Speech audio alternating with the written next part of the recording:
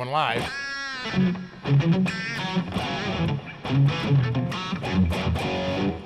I think we're live now.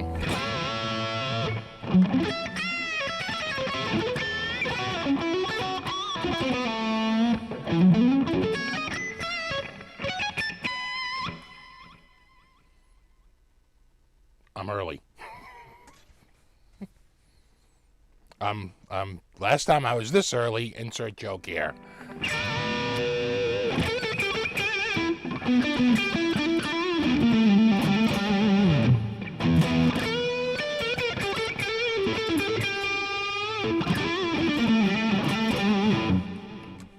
What's up, Matthew? What's up, Tactical?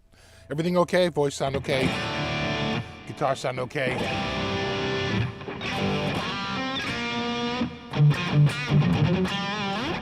Hey, what's up, Ben?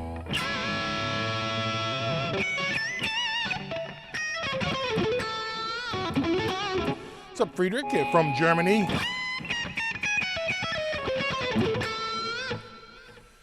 What's up, Chris? What's up, Matthew? J Shaft? Terry 3G. Sorry for the Harley Benton, but we've been in such a rainstorm. I took all the guitars. I took the new SG. I got it out of the basement. I was so worried for it. I actually brought it upstairs. I'm feeling a cat attack. Wow. What are you doing? What are you getting at? What are you? And turning into Quagmire. We had such a rainstorm last night.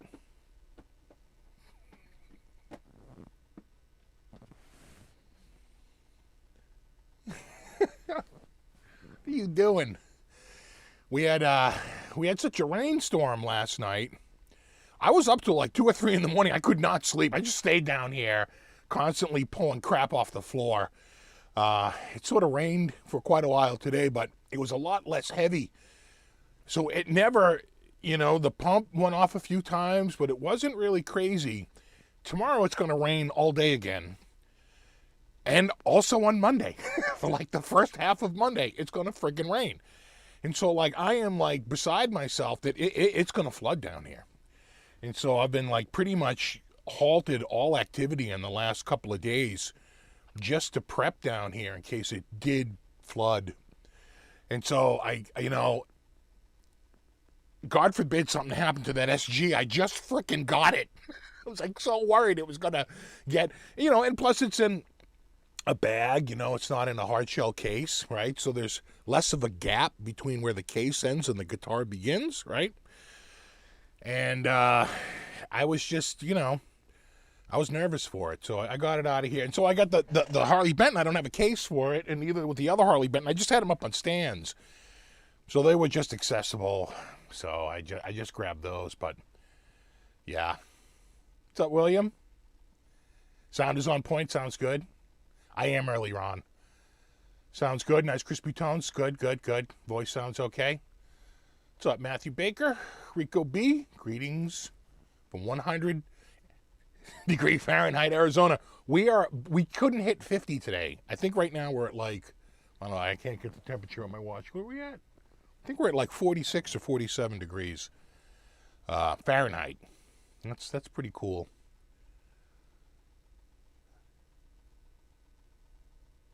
Hold on. I'm just catching up to these. Hold on. Okay. There we go, Jeff. G'day from Oz. It is the day for you, isn't it? It's already tomorrow. Tell me, what's it like in the future? What's up, Dan and Jake? Sound early. I know. Well, you know what? Everybody left. They all got out of here and went to the mall. So I was like, they're gone. I made my coffee. And I was just like, you know what? Let me just go live. I mean, why not?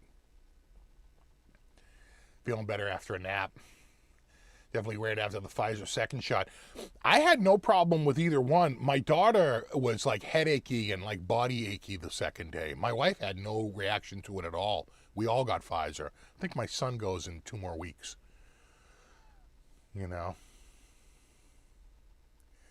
Is there no option to sell and get a place that doesn't have this issue?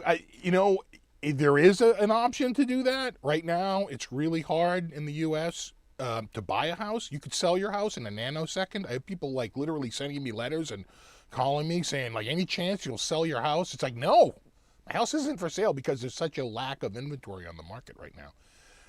So I'd be worried that if I did sell the house, I wouldn't be able to find another house, right? That's the problem. So it gets a little tricky once you own a house to buy another house, because you should never buy a house without selling your old house first. But then once you sell your old house, you have no place to live until you buy your new house, right? It's a very weird thing going from changing houses, without a doubt. But we have no plans on moving. The only thing I can do right now is just prep every rainstorm. My father-in-law goes through the same problem. You know, he's got the same thing. Big sump pump. He lives at the bottom of the hill. And, you know, right behind him is like nothing but water cascading down that hill and hurting his house. And he goes through the same thing. He's like, you know, I'm 85 years old and I'm still dealing with this. I've been dealing with it for like 50 years. So, you know, I get it. What's up, Strat CPO? What's up, Thrash Metal Studio? What's up, Yeti Motzi? Hey. Best spring weather in years. I'm sure you agree. It's been nice and cool. You know, it hasn't been crazy. It's been nice and dry, you know, for the most part. I think that's why I haven't flooded. The ground was just so dry. I was edging the ground. I mean, the dirt was coming up like powder. Who is this?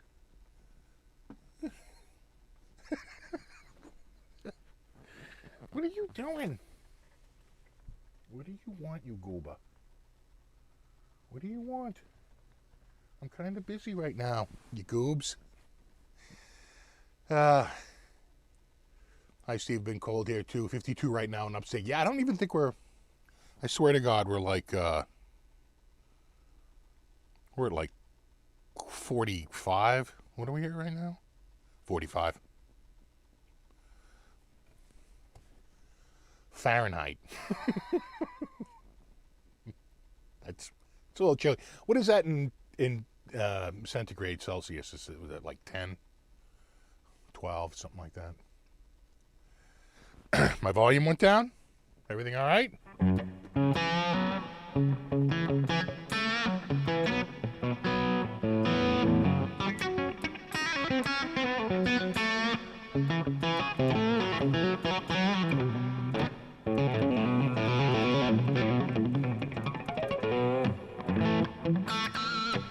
Now beware of the tick infestation. Luckily, my cats stay in. Are you going to, like, scratch this all night? What are you doing?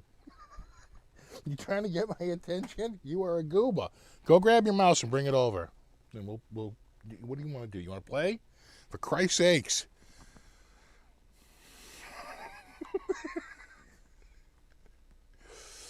How's it going? New guitar? No, I mean, relatively new. How long have I had this, guys? Like a month? No. 3 months?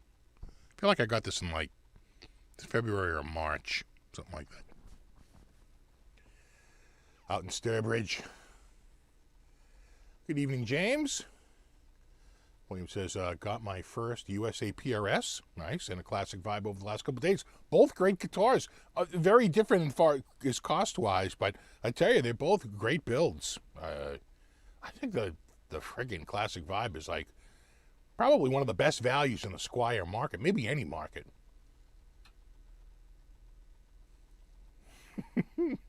I know I'm on early, Mark. Everyone laughed, and I said, why not? How's the humidity in your basement, all the guitars? Not bad. You know, that I do have a dehumidifier. And so when it gets really, because that's the one thing, your relative humidity down here can get kind of high. So I don't want it to go too crazy because you get mold. Especially in an old house like this. So I do run a dehumidifier when it gets really muggy, but, you know, other than that, it's pretty good. It's like a wine cellar. It's like, doesn't really get all that dry down here. It just can't compare to the rest of the house. 45 is 7.2C. Nice.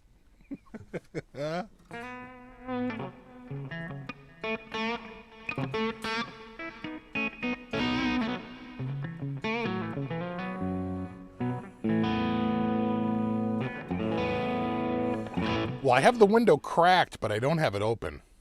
I think if I hold on, I'm going to open the window because I think which will make it cooler in here, but it might keep them more occupied. Hold on. Damn cats.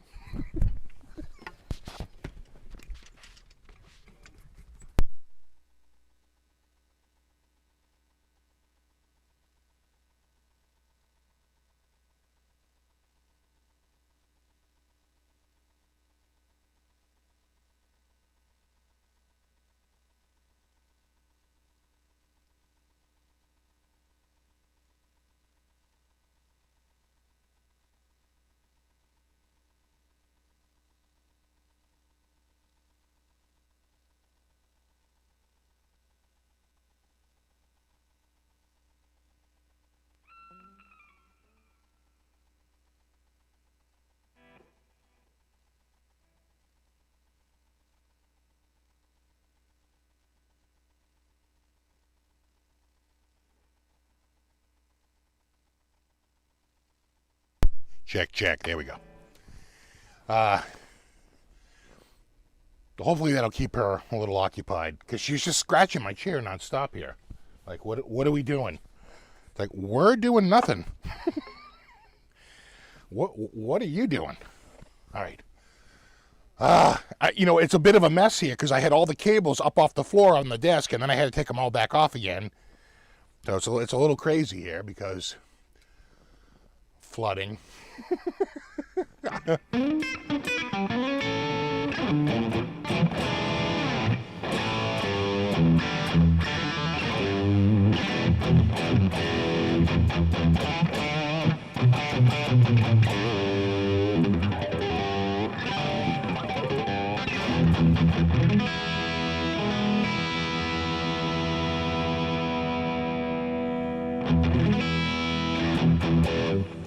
See, they came with a Warmouth neck on it. Interesting, but it's reverse headstock. That's crazy, huh? Hell of a look there with the high black socks. Yeah. I tell you, I go back. I have the white socks. My wife hates them. She's like, I'd rather you wear the tall black socks. I said, all right. That seems to be a thing. Like, if you go to, like all the kids at the sporting events, it seems like high black socks seems to be a thing. Oh, whatever. Certainly they're more available. You know. Plus it keeps my legs from exploding, which is always a problem.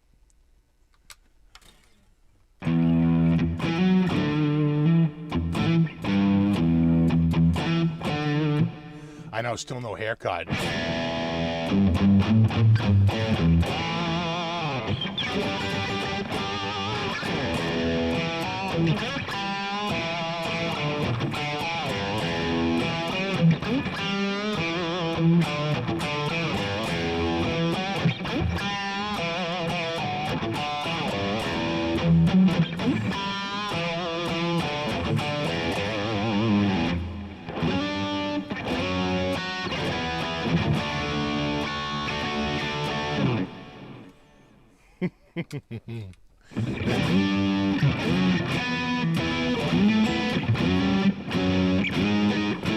A.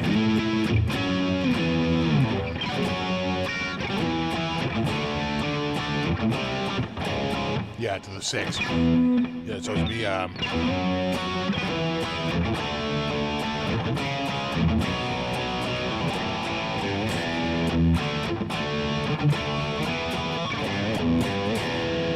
such a great tune. God. Zepp. They got the riffs. I know, who is this hippie? Apparently I need not apply. You have any semi-hollow? Well, I get that Chinese semi-hollow, but that thing is garbage. I don't think I have one other than that one. I had a fully hollow Ibanez Art Star, which was a great guitar. Not the Art Core. Don't confuse with the Art Core, which is a later series. Art Star, which was made in Korea. Wound up selling that. I don't even think the guy still has it. I think he told me he sold it. I want to say he was in Arizona. He bought a couple of guitars. He bought the Ibanez, and I want to say he bought a Fender, my Fender Concert, too. That was a couple of years ago now.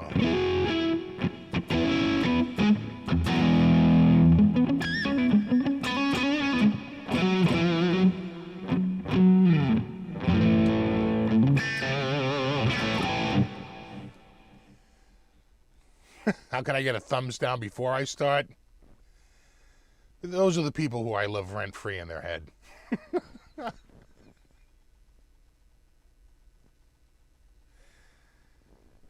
I know I'm supposed to be wearing red socks, but... What's up, Browns fan? SFB, you are really making me want an Amarok. Sounds great. The Amarok is a great guitar. You know, just know this. After I got it, I thought I was done, but the UPS reached out to me, and I had to pay a customs import on it. I want to say it was either 5% or 10%. So I had to pay an import duty on it, which I can't remember the last time I had to pay an import duty on something.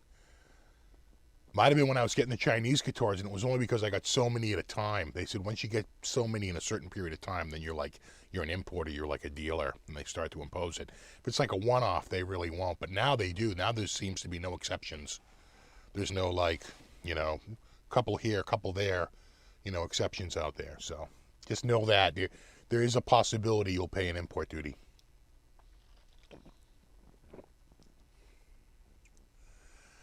What's up? Funny ass guitar guy, Robert Lathan, Tony S, Double R guitar. That white, that's a fully hollow body. That's a Harley Benton big tone, right? The only reason why I don't play that guitar very often is because it does not stay in tune well. It's got a roller bridge. It's got a very... I'm going to have to go crazy with like graphite or something on it to really keep it in tune. It does not stay in tune that well.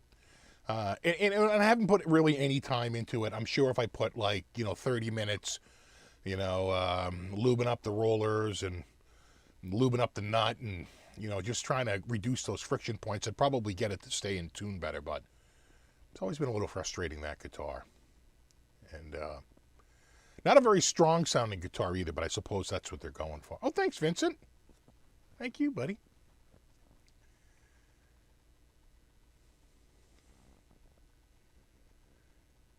Did I catch the Tracy Gunn stream last night? I did. I didn't watch it last night. I was too preoccupied. I couldn't sit and watch it, so I just watched it this morning. I spent most of my night last night looking at the radar and rain forecasts and clearing stuff off the floor here because I was so freaked out that it was gonna flood down here. And I'm still not out of the woods yet. With the rain expected tomorrow and Monday, there's definitely a chance. It's all cumulative. The only good thing is that it was so freaking dry that I just think the ground had a lot of room for absorption.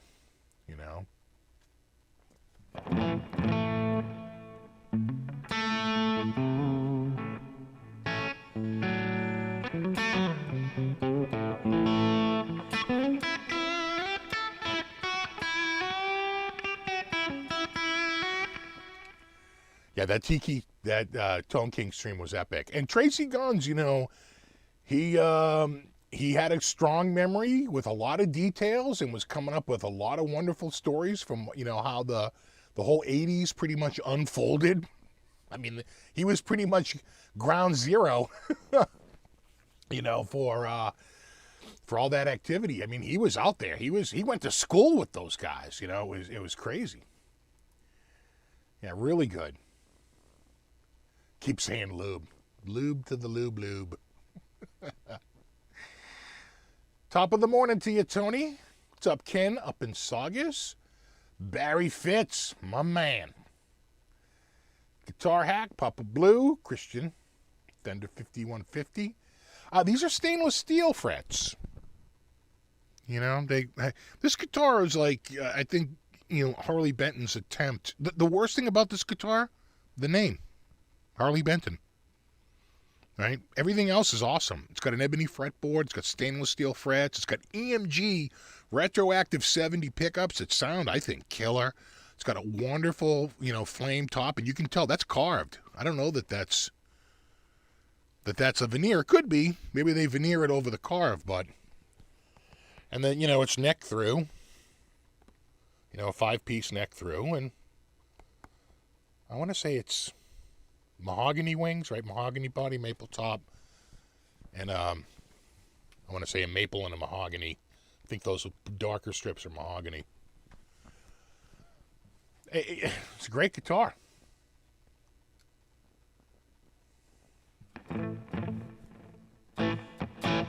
Next Thursday and Friday, more rain is coming. I know, it's like I'm like so over it.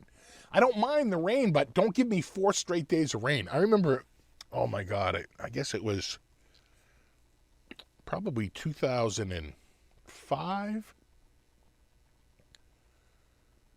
Maybe spring of 2005, or oh no, I guess it had to be later. Might have been like spring 2009 or 2010. Now that I think about it, just thinking of like other things that were going on at the same time, and we had like 10 straight days of rain. I was like, you cannot be serious with this. It's just insane.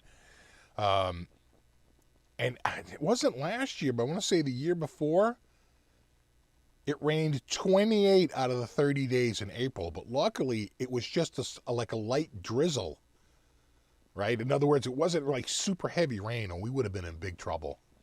My house would have friggin' floated away.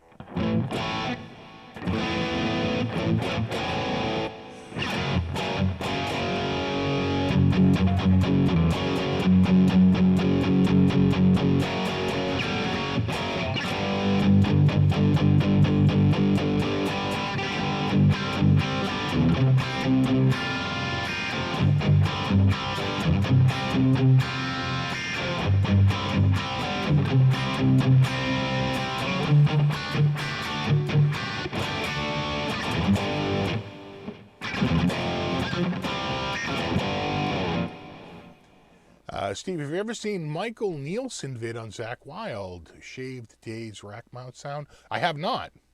I will check that out. It is kind of Kiesel-esque.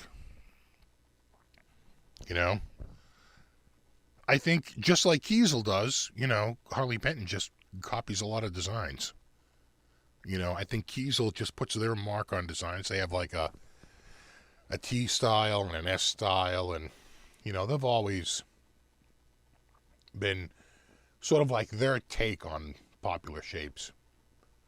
And I would say that Harley Benton is probably even a little bit more blatant. I mean, kind of looks Solar-esque, or trying to think of Jackson's, right? There's probably 40 guitars that have that exact same carve. And quite frankly, this is made in Indonesia. Might have been made in the same exact factory. Is Solar made in Indonesia? Just asking for a friend.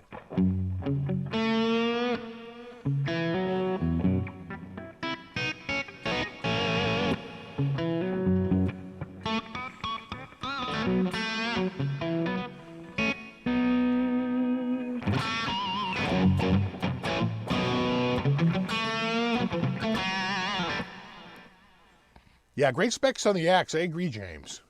I agree. There are more than a few people that have less than positive things to say about Jeff Kiesel. Yeah.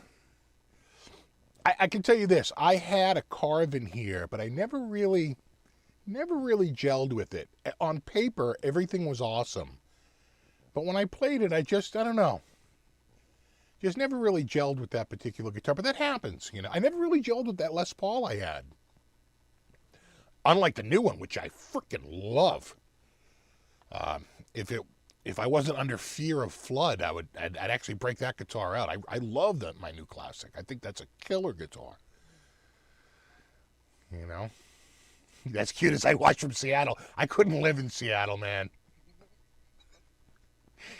No, I got to go to a place with fewer than 300 rain days a year.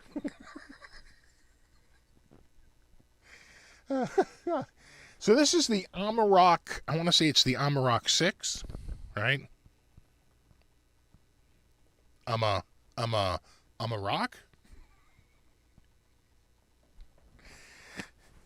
What was that from? Was it Hollywood Shuffle? I'm a Amadeus. Right? Sneaking in the movies. God, the 80s.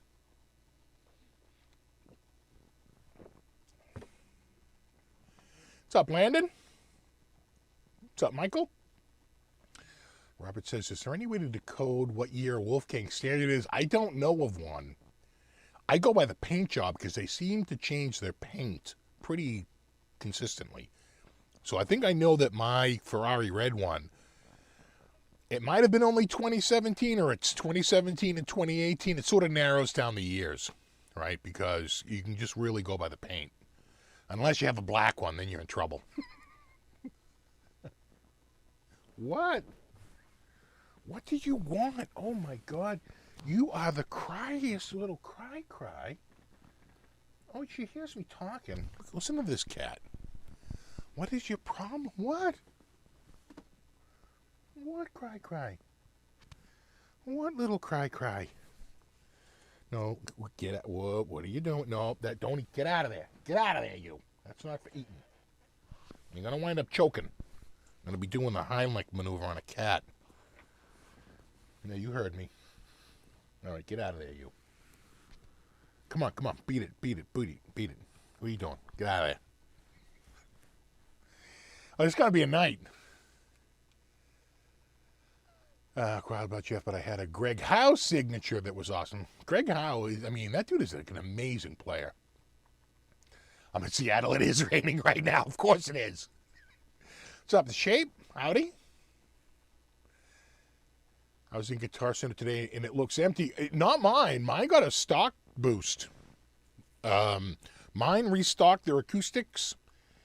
You know what? I guess you could just go by the sales, right? They're gonna put as they get new stock in, they're gonna distribute it to stores that have, like, just maybe a higher revenue stream, right? They have more sales in general.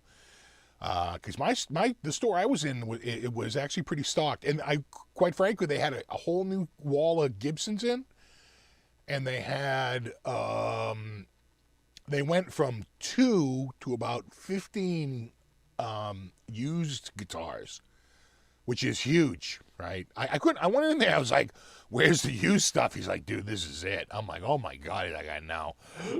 He's like, "We're really done on used stuff." So,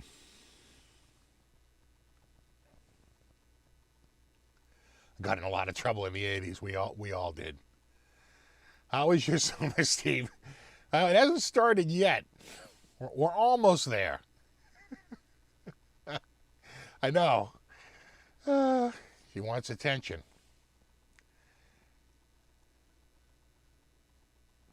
New England rain gets you quick, but 3 feet of snow you can get out in front of. Well, that's just it.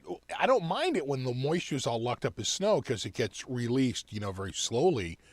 And, snow melts at a nice pace, right? It's the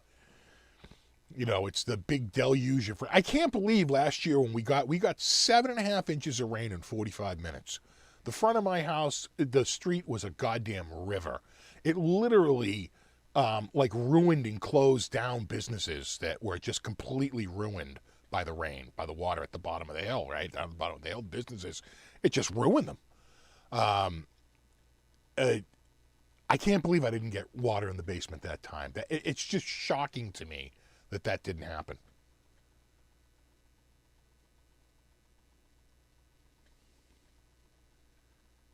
Salem, Oregon Guitar Center is well stocked too. Yeah, and I'll tell you another one.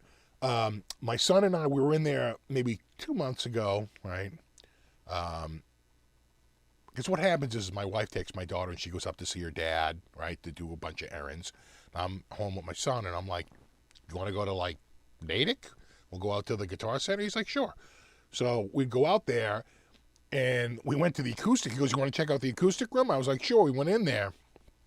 And they had, quite a few of the, how, it depends on your store, but in my store, you walk in and the first room is like the low cost, and at the very end, there's another room, and that's all the high cost stuff, right? That's like the expensive room. The expensive room was wiped out. They had 4 guitars. We couldn't believe it, we went there like a week ago, 2 weeks ago, and that room had been restocked with Taylors and Martins, and they really got a bunch of new stock in. So it feels like they're getting more stuff in. You know what we should do, though? Let's take a look at... Hold on, let me see if I can call this up here. Give me 1 second. I try to do a tiny bit of research before I come on here. I don't...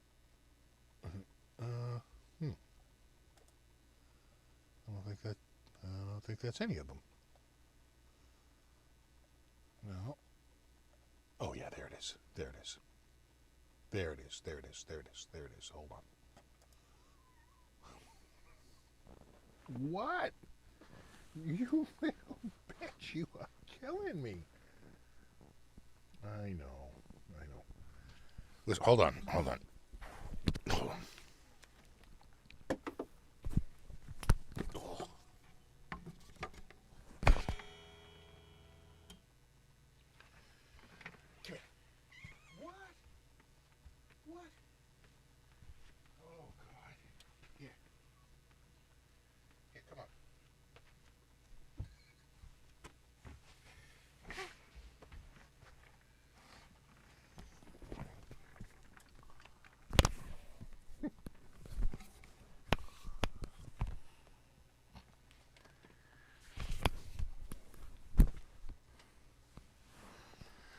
If any of you at home have little kids,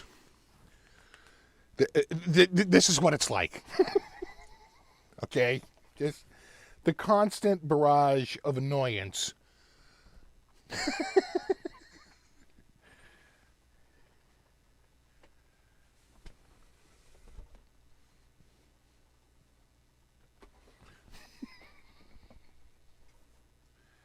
Okay, come on, get it all out. Get it all out now, because now who's coming down? You got someone coming down to play with you?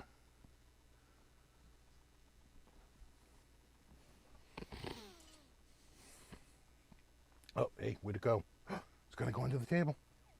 Where is it? Oh, look at you. She's pretty good. Oh, God. I got me a marlin. I got me a marlin. Anyway, I thought, well, I do this with one hand. You can see this. Like, what are you doing? God, you are the worst.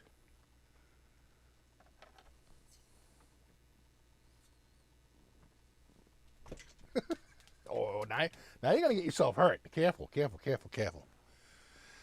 Anyway, she drives me crazy. I can't help myself. Let's just quickly look at the new Gibson Exclusive. If you don't know about these are just custom colors. These are no like special thing other than, you know, an exclusive color for the Gibson. That's where I bought my SG. I bought my SG from the Gibson showroom. And so this is Showroom Exclusives, right? Just like they give Sweetwater exclusives and they give Guitar Center exclusives, they gave themselves an exclusive. So, you know, it's like these, I don't know if you can see that there. Did I get that? I guess it doesn't do, no overlay? Huh, all right. Oh, I stand corrected, no overlay? Oh, there it is. I was going to say, where's my overlay? That's actually a gloss finish, not a matte finish. I think if it was matte, I wouldn't be as enamored. But I got to say, I do kind of like that color combo. I'm like literally fighting with a cat here. At the same time. The one that caught my eye, though, was this one. They came out with the 61, right? So you get the vintage tuners. The slightly slimmer neck, and I do mean ever so slightly. But you get the half pick guard, and you get it in full on ebony, which is great because they don't usually the 61 is only in the red, right? The heritage cherry. And I don't know that this is really any. I don't know what's the custom color on this. It just looks like the one I have. I don't know what makes it exclusive.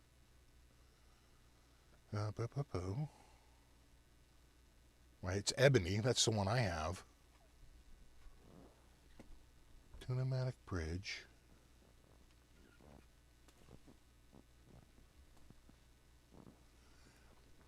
Graphtec knot. I don't know.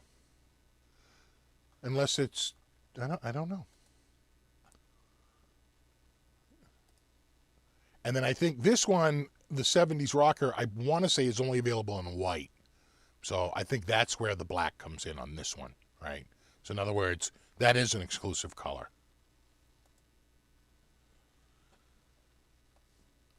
You know, and then again, just the ebony 60s. I don't know how this is different from what I have, other than maybe it doesn't have,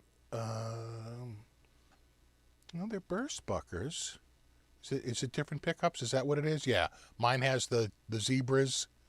I mean, it's probably just a different pickup mix. That's the only thing I can think of. And then, hold on, I gotta put this. I'm gonna put this wand down. I'm getting locked into wand in here.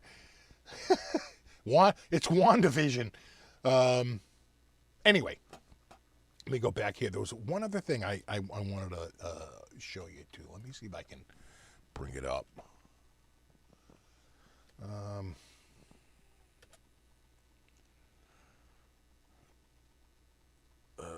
What was it called? It was, oh, hold on. It was, oh yeah, right there. Right there. Okay. All right. So I don't know if you know this, but Jason Becker was in he was having some health issues over on top of his normal health condition, which is, as I'm sure you know, a tough situation. And so Herman Lee was just beautiful and just had put together a fundraiser to help Jason Becker, which was just a wonderful, wonderful gesture. And he was able to get a bunch of people to contribute signatures and instruments and so forth to help raise as a fundraiser.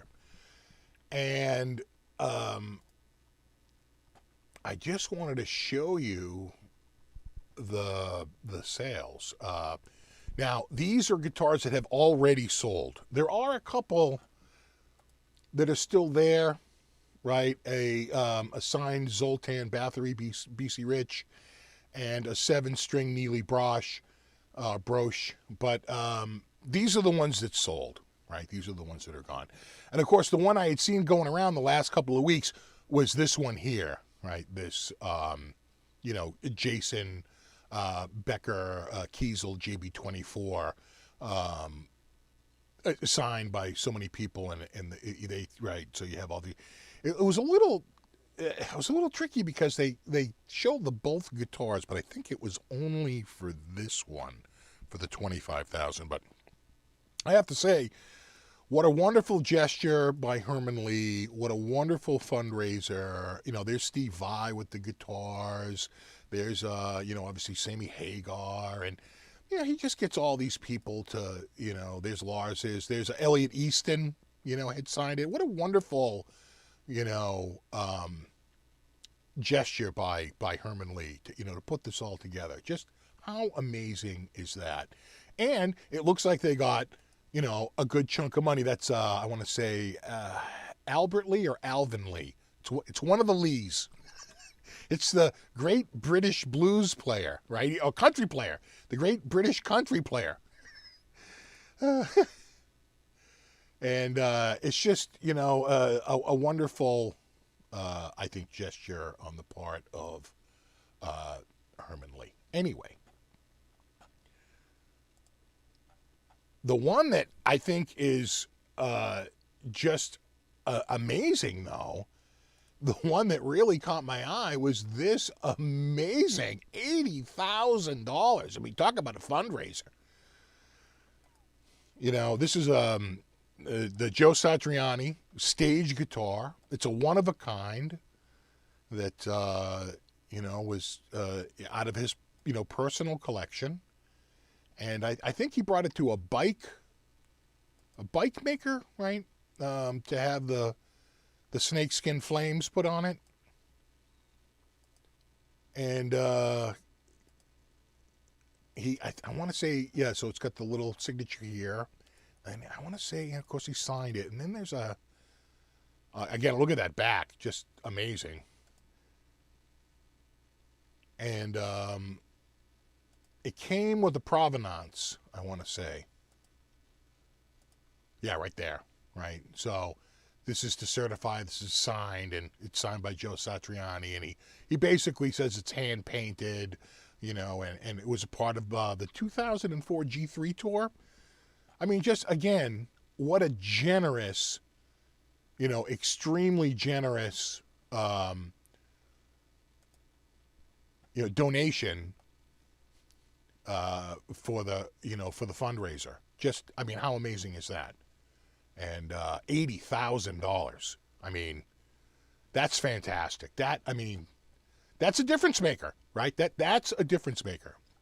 So anyway, feel free to go online and check these out. I just, I think Paul Stanley did one, personalized, and this is all I just think wonderful stuff to support Jason Becker, the Shred for Jason Becker fundraiser, which was started, I'm gonna say, by Herman Lee. I think he was the originator of the fundraiser, and just what a wonderful gesture. I gotta say, it really melted my heart to see that. That was one. And some positive news.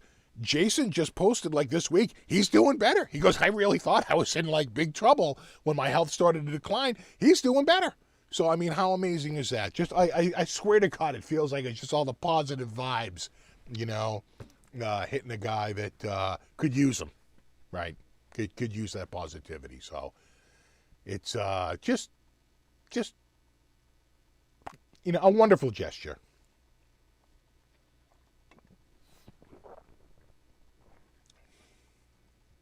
There will be no higher priced J1000. I suppose that might be it. And the other thing you have to remember about this, it's a fundraiser, right? So a lot of people scratch their heads and they say, why would you ever spend $80,000? The guitar you're just donating it. The guitar is almost just like a little consolation prize for, you know what I'm saying? It's like, yeah, we're donating for that to get the money, but the type of person who has $80,000 to drop on a guitar like that,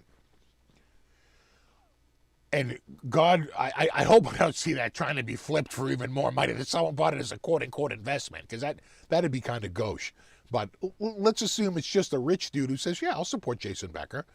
I'll throw out $80,000 for a guitar. Why not? And that's it, where it's a fundraiser.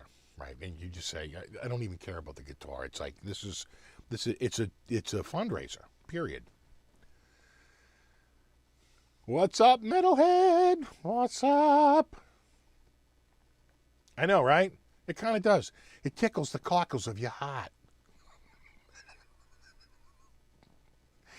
Yeah, exactly. You get it. People with money to burn for the cause. Exactly. There was a guy we had calculated, he was pulling in something like $80,000 like an hour. when you're pulling in that kind of money, it's a little easier. It's an hour's pay. I'll do it. Yeah, exactly. A fundraiser contribution for a good cause. It's not a garage sale. Exactly. Yeah, good to hear that he's doing better. He has beaten the odds with ALS, and I swear, I feel like he is similar to Stephen Hawking, in that when you get it young, you seem to be able to live a long time. There was a guy on my street who got it at age 48 or 45.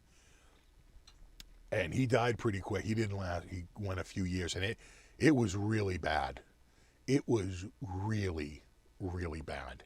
It was a horror show, and you feel he was just imprisoned, and like I remember asking one of my neighbors, "How's he doing?" He's like, "Not good." He goes, "At this point, he's like praying for cancer," and I'm like, "Oh, that sucks. That's horrible." You know, it's like just, you know, he was, and I remember everyone on the street the care for him was so 24/7. You know, we live in a very small street. Pretty much everyone was taking a turn cooking up meals because they had no time. What's up, Steve Franklin?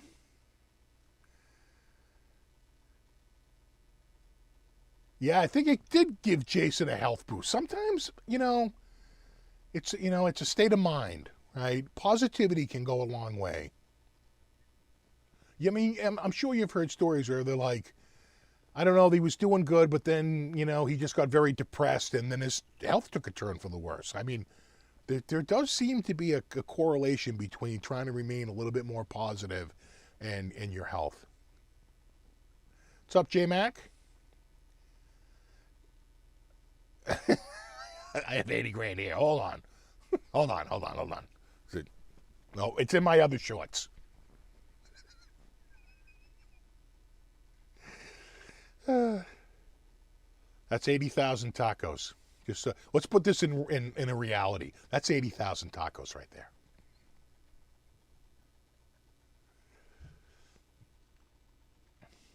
Asa Becker may survive longer than Dr. Hawkins did. There's a body of experimental research that supports the idea that mental activity helps sustain ALS longevity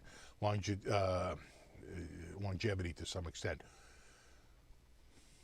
Fantastic.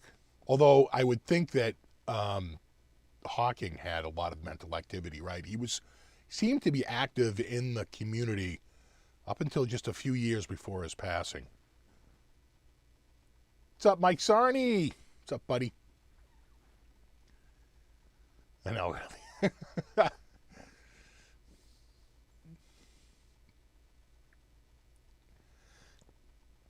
Greetings, Richie Rich.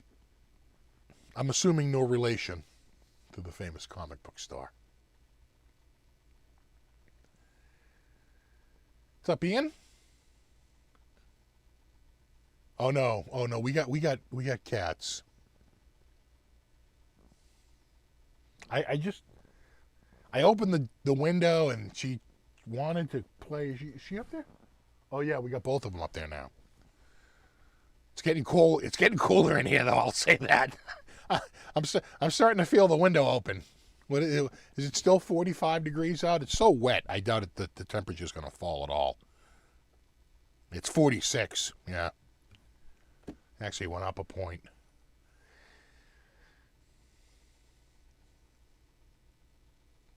I had something with 80K in my shorts. Yeah. My brother-in-law just lost his fight with ALS 12 years, and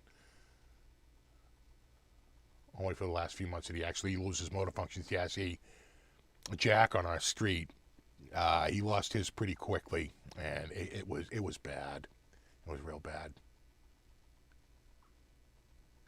SFB, I picked up a red Wolfgang yesterday for $4.50. Is that bad or good?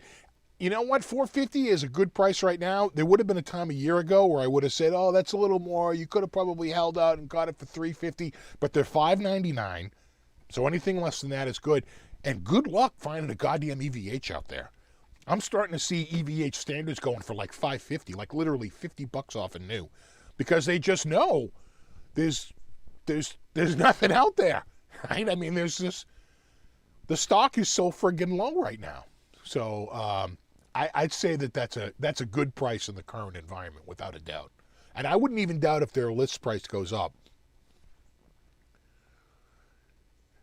45 here, 56 in Louisville, 50s in Nashville, 46 in late May. Holy crap, yeah.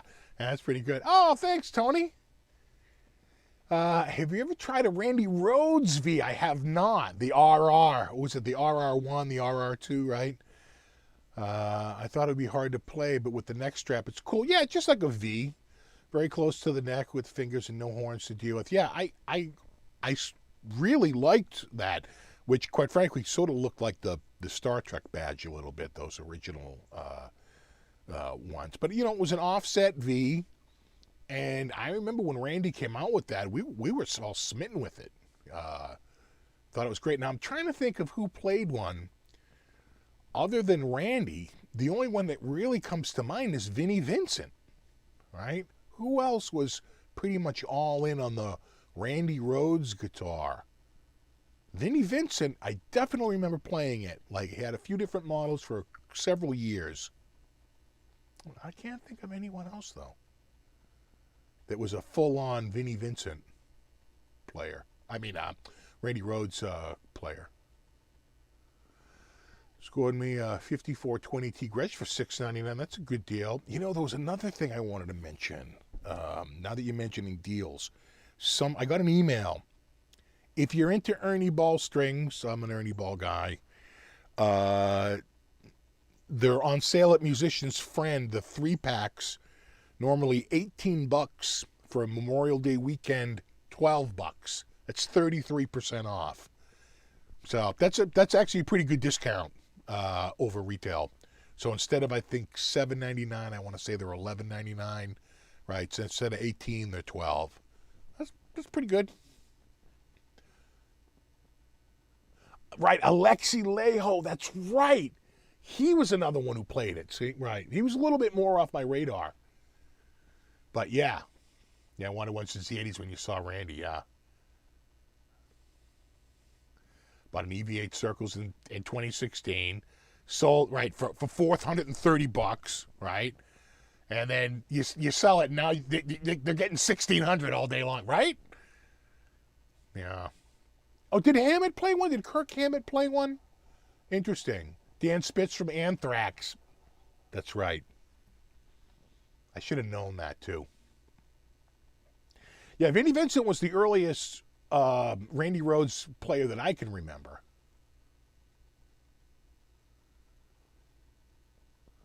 Was the Randy Rhoads the weird one that kind of shipped? Yeah, but theirs was a little different. I want to say that the horn was longer on the Randy, and the cut between the legs was sharper. In other words, it came up more to a point, where the Gibson one was much more round at the bottom, much more like the Star Trek logo.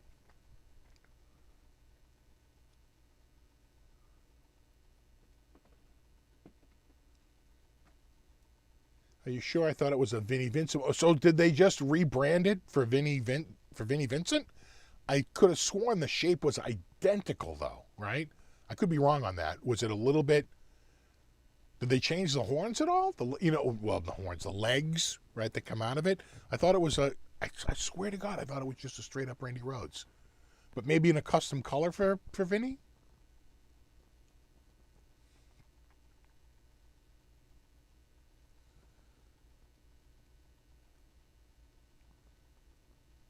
I bought my '83 Gibson Les Paul Pearl White because of Randy. My first Ibanez was a white one, and straight out of Randy. I remember when my friend first looked at it, he goes, "Oh, it looks like Randy's guitar." I'm like, yeah. All right, Doug Marks and Metal Method. Jesus. Now you're talking. Am I hearing a cat? Am I hearing another cat here? Getting cat attacked. James Hetfield uses one for some songs, yeah. Yeah, Jimi Hendrix said that white V. I tell you, the one to check out, watch the Gary Moore tribute. He breaks out the white V for Angel, right, in the Jimi Hendrix tribute. And it sounds so good. I almost wanted to buy a white V just to look like friggin' Gary Moore playing Angel, because it sounded so good. Oh, did he have oh, right, he had the weird double V variant. No. Before that, though, he was straight. I saw him with Kiss. I saw Vinnie Vincent with Kiss twice.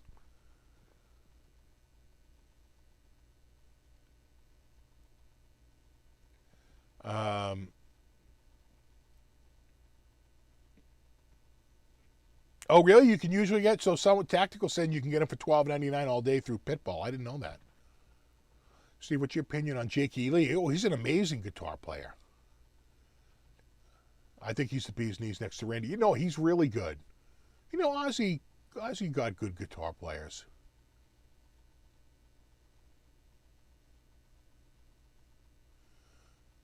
Was Vinny a Gibson or Carvin? I don't know. I thought it was Jackson. I always thought the Rhodes Roswell was a cool guitar. I agree. Are they behind my head now? Are they coming after me? Goddamn cats. I swear to God, they're plotting. Vinnie Vincent actually had a Rhodes, and Jackson came out with a special edition that looked like two Rhodes laid on top of each other with one neck. Yes. Yes. Started with the regular, and then he did the... Then he was like, yeah, but that's Randy's signature guitar, and I need my own. And they're like, all right. He's like, just make a double V.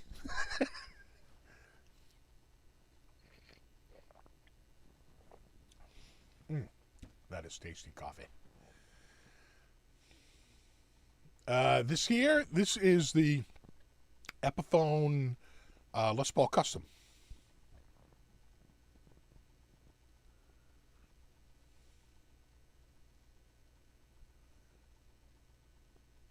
I have a copy of Circus Magazine with a 1970 pic of Hendrix with that guitar. Yeah, right? Yeah, I think that's what we're talking about, music sound gear. Like Gibson came out with it, but the bottom was much rounder. The Jackson one, I want to say, came up to a point. Yeah, I know. My God, my cats are going to get their own Instagram and probably have more followers than me, for Christ's sakes. God.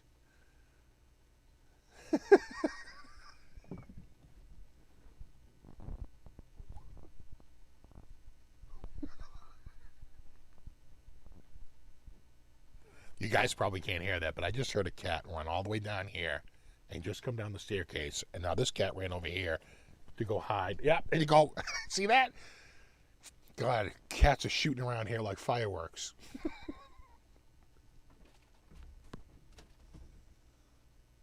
What are you doing? And I said, fly home, fly. Sweet angel. I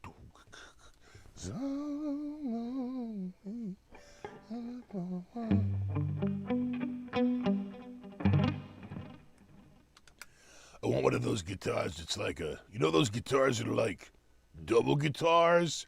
Approved. God, I can quote the first 10 years of Simpsons pretty good. Circus, Hit Parade of Cream. I was more of a Circus guy, which was basically Tiger Beat for dudes. Admit it. What's up, CMR Lizard?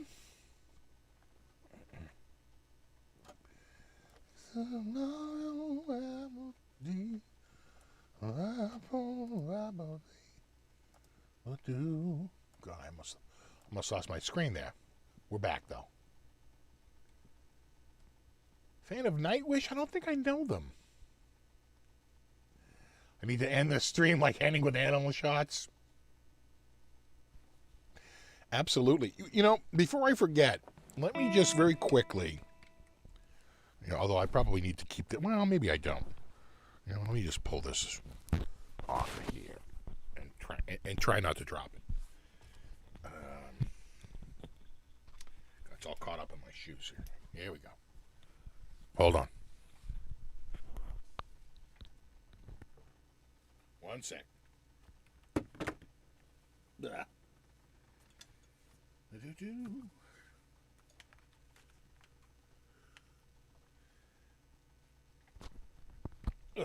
And we'll throw this back on. And just very quickly, before I forget, I wanted to go over the prize pack for the REVV contest that's coming up.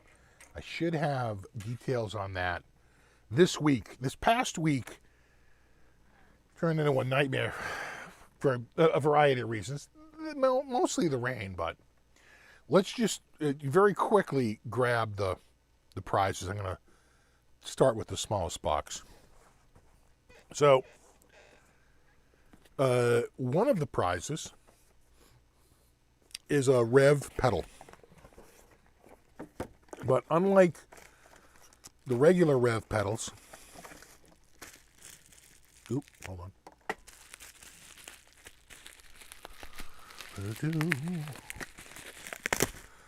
Didn't know I was doing an unboxing. This one is extra Canadian, right? Gets a little bit extra. Let's go to Canada Cam. Yeah.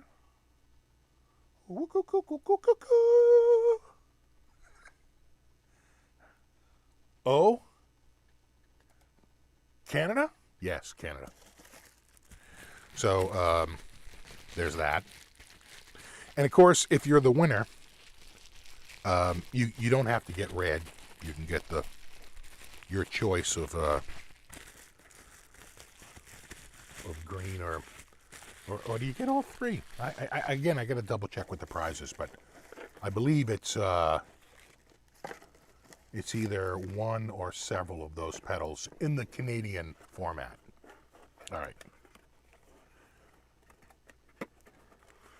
I'm wondering if it's the whole set now. Again, I got to double check. I'm waiting for somebody else to put their friggin' video out so I could just do what they do. But no one else has put theirs out yet. I'm like one of 10 YouTubers doing this. But the other thing you would get, a little larger, is a special REVV shirt. This one has been personalized for me. And it's, my size, and it's got I don't know if it says Steve on the back or what it says. But it might say SFB. But you will get a very special custom REVV hockey shirt. Hockey shirt. It's a hockey. I'm not going to take it out because I don't want to have to pack it back in. But you basically get a REVV hockey shirt. Hockey there, hot shot. Hawk shot. All right, let me put that over there. And last, but certainly not least, you get the cuddly monkey. No, you get, it's in here. You get a REVV amp. This is the G20, which is the, I gotta put this back up here. That's a tube amp there, kid. It's a lunchbox style tube amp. That's the G20. Now the G20 is based on the generator a DNA, right? So it's going to be a stronger, more saturated distortion and a more like metal-esque amp. Well, although it's got knobs on it, you don't have to turn a metal sound every time you use it. The other one is the D20, which is based on the Dynamis DNA. That's going to be more bluesy. That's going to be like a big pedal, process. In other words, some people like a really clean amp and they get all their distortion and everything else from pedals.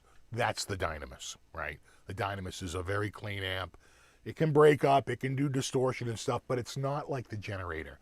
The Dynamis is meant to be more of a blues amp, a country amp, a clean amp, a jazz amp, or a pedal platform.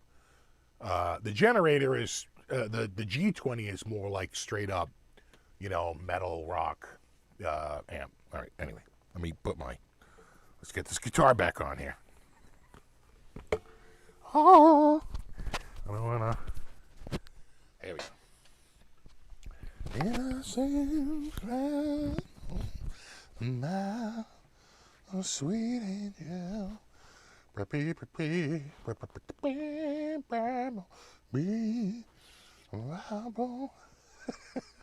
Ah, the cuddly monkey.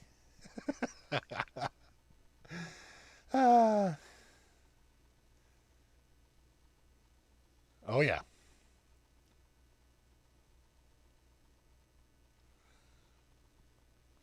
It's the Gibson East Alpha series. Thank you. 20 watt with the 2 notes. Yeah, that's the other thing. Thank you for mentioning that, Terry. It's got a full-on 2 notes reactive load box in it, right? So it's good. I feel like I'm scratching. Oh, that's why. That's why. Hold on.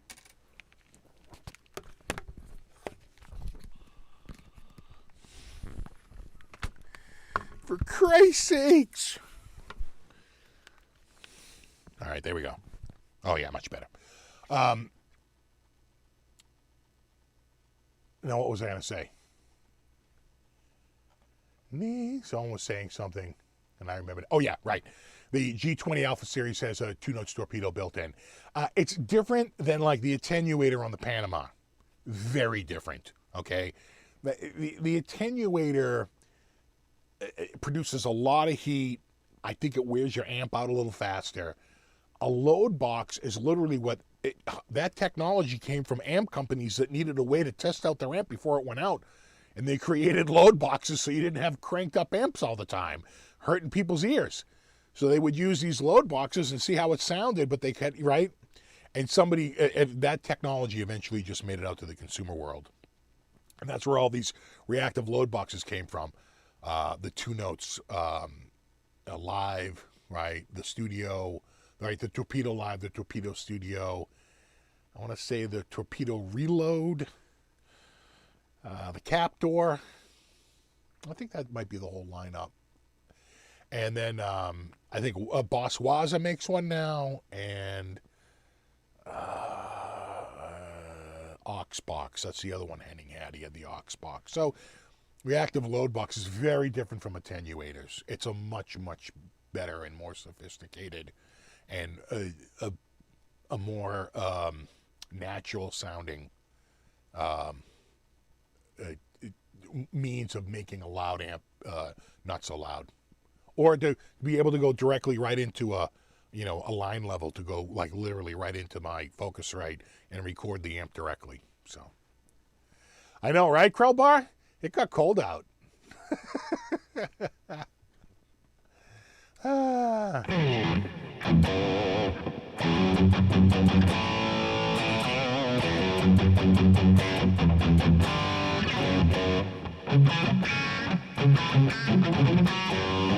Steve, I'm bothered by the lack of ESPs or LTDs at your house. I was actually looking at ESPs. I like the Mirage. That's a classic shape that's been around for a very long time. That and is it the 1984, the 84, or the 87? What do they call it? There's one that's a straight up 80s model. And that and the Mirage. Those are like on my radar. But unless you get LTD, they seem a little pricey. When you want to get the full on ESP, you're getting up there. You're getting frost down in New Zealand. Winter starts in June 1st. Yeah, we're going in the summer and we can't break out of 7.5 degrees centigrade. A little ZZ Top.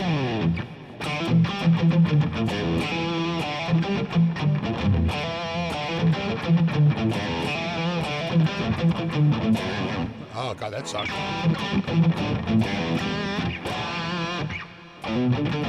Right, so it's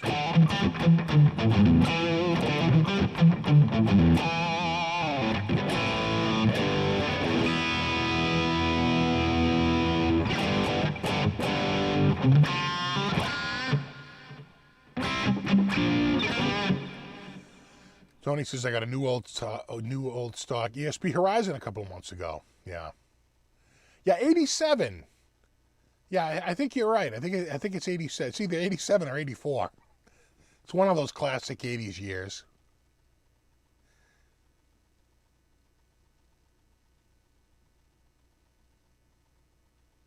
Might as well buy a Cami if you go Mirage, right? Right.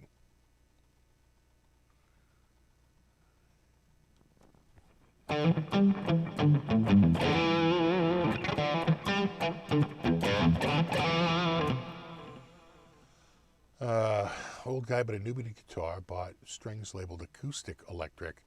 Does that mean you can use them on either acoustic or electric? No, no. It means that it's probably designed for an acoustic guitar that has a pickup in it. Right. Generally, acoustic strings are on acoustic, and they tend to be made of a material that will look golden, or either a little reddish or a little gold to the eye, right? Whereas electric strings always look, silver, right? So if the strings are colored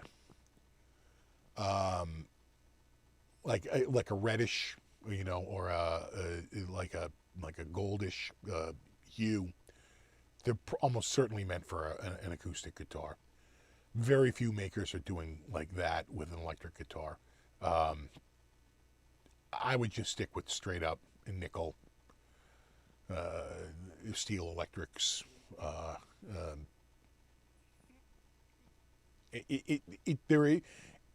Those other ones will probably be a little too bright. Up in Maine, it was 60, then 90, then 50, right, in 3 days. Yeah, welcome to New England. If you don't like the weather, just wait a minute.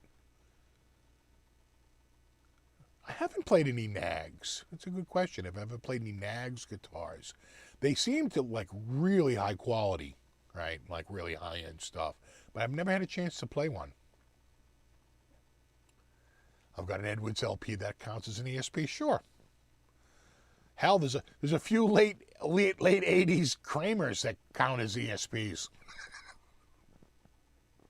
Pretty much. I think they showed up like body and neck, and they would put the bridge and the friggin' pickups on them in America. The current guitar count hit 100? Oh, no. In fact, I sold a bunch. I think Krellbar had it right. I think I'm under 40. I'm probably closer to like 30, though. Right? Because I sold the Les Paul to get a Les Paul. That's pretty much a break even. Yeah, I think it's fewer than 40.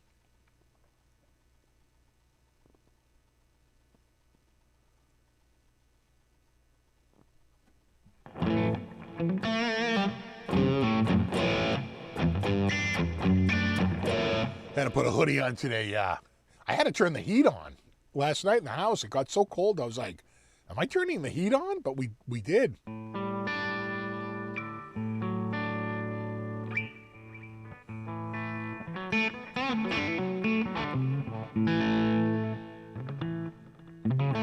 Yeah, Nag should send me a few guitars.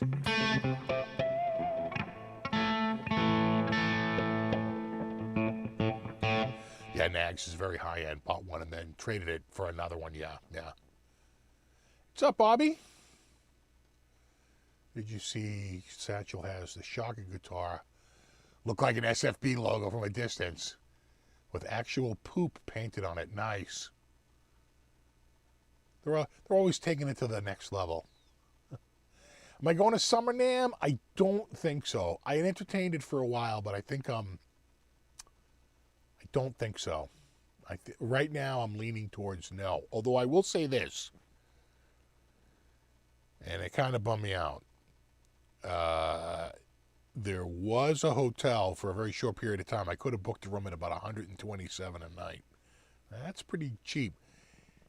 I think the deal is gone. I'd have to see if it came back again. But it was right downtown, like literally across from the kitty corner to the friggin', the arena, the music center, the music hall.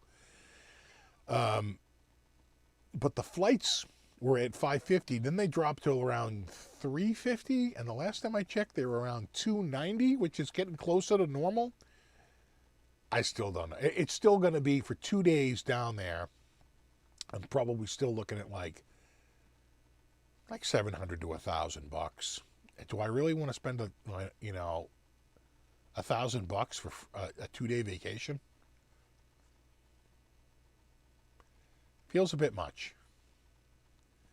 Are you a fan of SGs? I am. I just bought one. I literally just bought one. That was the last guitar I bought. Guitar came in and says, yeah, I decided not to go as well. Yeah, I'm sort of leaning against it and just want to save up the cash for the Winter NAMM and go for all 4 days for Winter NAMM.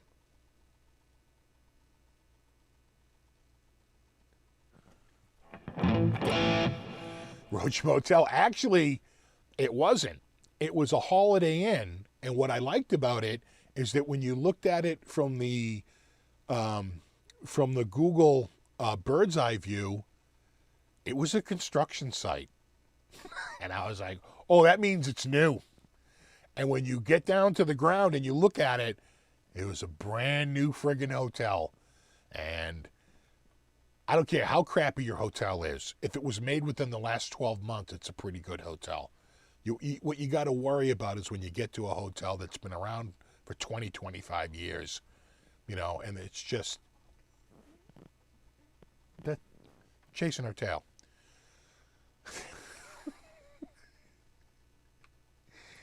So we'll see. I again, Nashville in July does not sound great.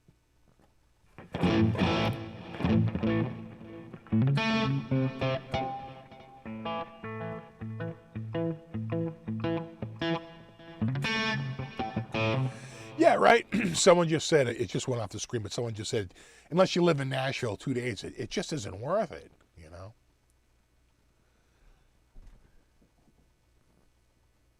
You see what I'm dealing with here? I got to stop giving them crack. Cat crack. Crack nip. There's nobody home but these cats, and I'm hearing them. What are you doing, you gooba?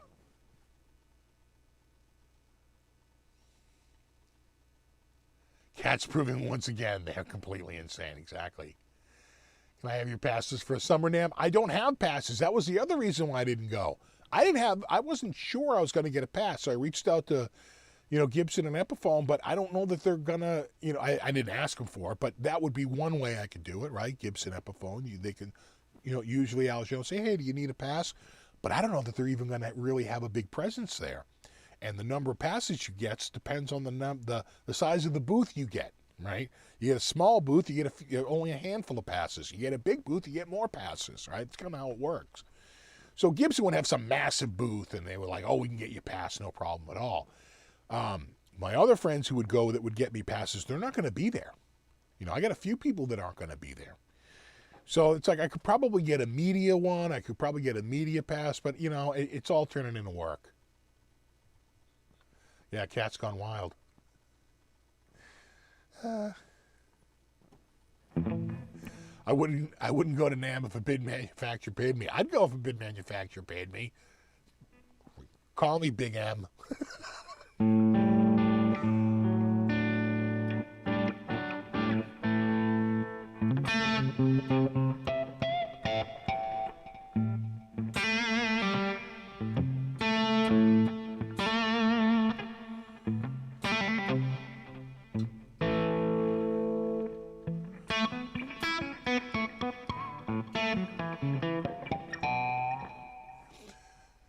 Steve Camp, you decide between the EVH Wolfgang Special Chlorine Burst or the EVH Poplar Burl Aqua Burst. If I were you, I would get whatever is rarer because it'll be worth more money later on, especially EVH.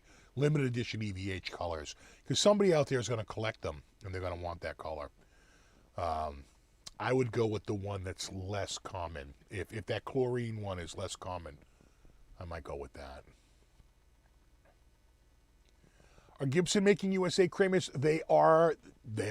From what I hear, they are going to do that. They are going to introduce USA Kramers. Get ready for the sticker shock, though. You know, you could buy a Kramer for $1,000 or a USA Kramer for like $4,500. So, careful what you wish for.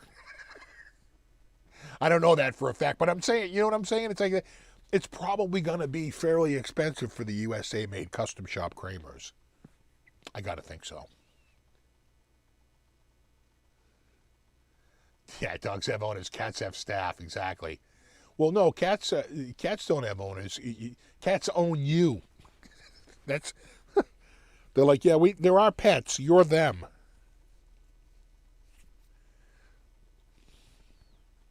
feel like I got something in my eye here. Whew.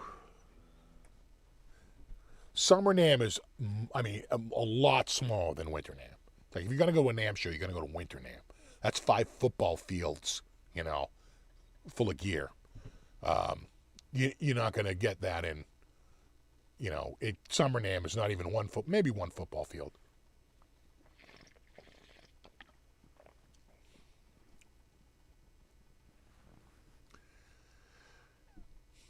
Steve says, I have the chlorine burst, the EVH. You know, again, the rarer one, better off with the USA Charvel. Those aren't cheap either. But they're probably cheaper than the Kramer because I think Kramer's going to be made in a lot fewer numbers. I think smaller batches.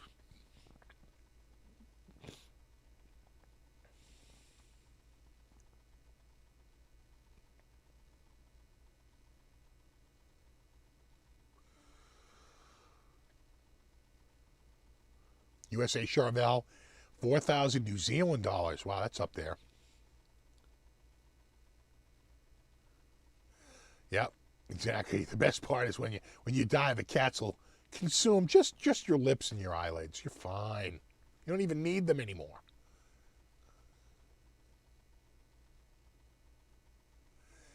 Have you heard about your neck for the Frankie? No, I was going to reach out to the guy who was working on it, but I saw on Facebook he had pictures of him and his family at Disneyland, and I was like, well, I'm not going to bother him. He's clearly out on vacation this week.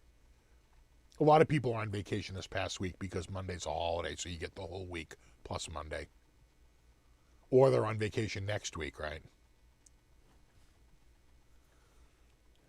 Oh, man, my eye is so itchy.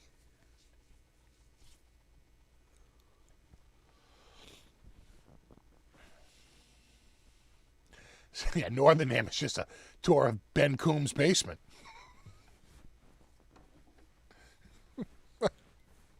Oh my God, my eye is killing me here. I feel like I got something in it. I'm sure it's looking a little red. Just this one. That's what happens when you smoke half a joint, right? One eye goes red.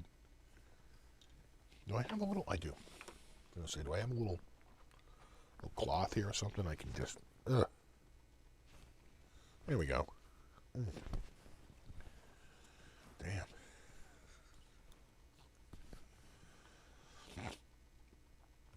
Yeah, cats are evil. They're constantly plotting to kill you. They also did a recent study that showed that cats have zero loyalty. Like someone could come in and kill you, and your cats would like just befriend the new person, the murderer.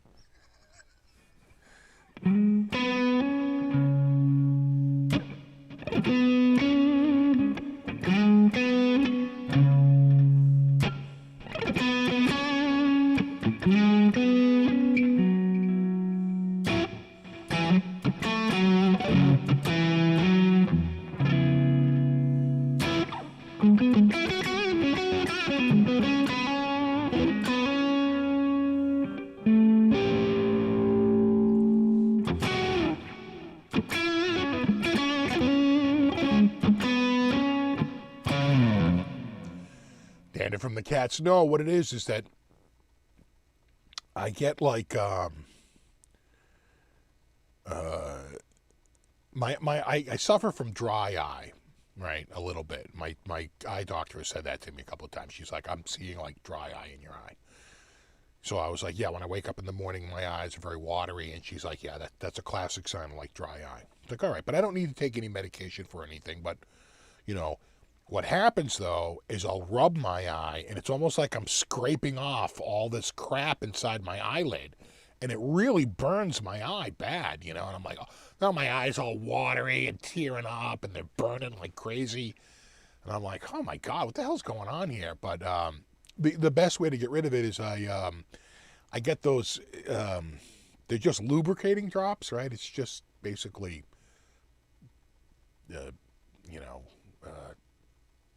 sanitized water with a little bit of, I don't even know what they use for a lube.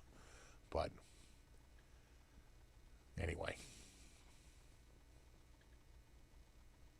you gotta flush them out.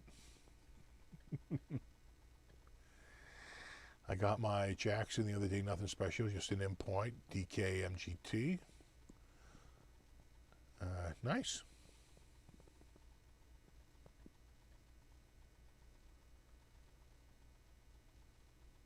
Considering every major guitar innovation has been by American, I don't think they're ever overrated. Well, here's the thing. There was a while that nobody else was touching America for the quality of their guitars, and everyone was playing catch up. That was 50 years ago, right? And so, since that time, starting about 40 years ago, you got new players like Ibanez and so forth that, there could be an argument in 1980, especially 1980, 1981, 1982. Who was putting out a better guitar? Fender, Gibson, or Ibanez? I think there's a strong argument that Ibanez was putting out the best guitar at that time. You look at the best Fender out there, they were putting out garbage. Their anniversary model in 1979, the finish literally fell off of it. They had to recall them and respray it with a whole new color, right? I mean, they had quality control problems like crazy. And Gibson was probably a little bit better, but not much better. Those New Orleans years are considered pretty terrible. They got complacent, and then they got their ass kicked by Japan. Period.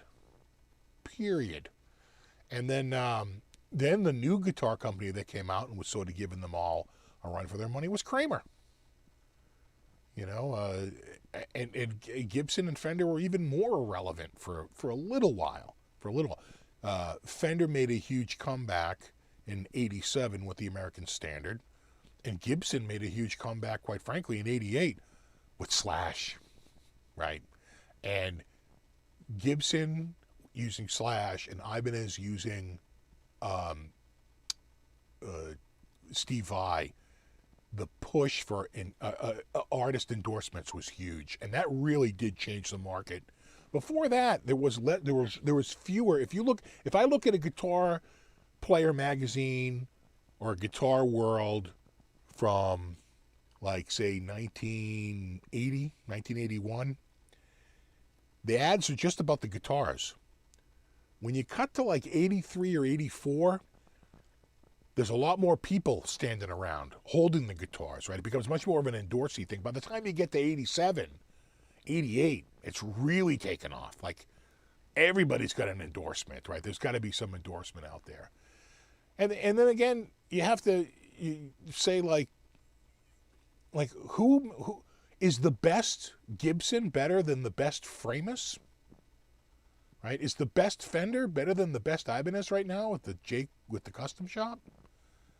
I think that's all over. There was a time when Fender and Gibson was pretty much the only game in town. Nobody else was even close. That was probably 1965. 1972.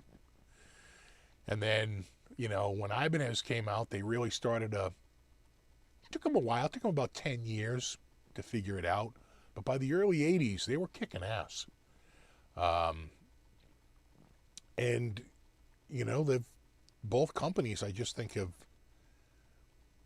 especially Fender, kind of reinvented themselves in the late 80s. They kind of had to. And to some degree, so did Gibson in '86, right, with the new change of hands. It was a big change.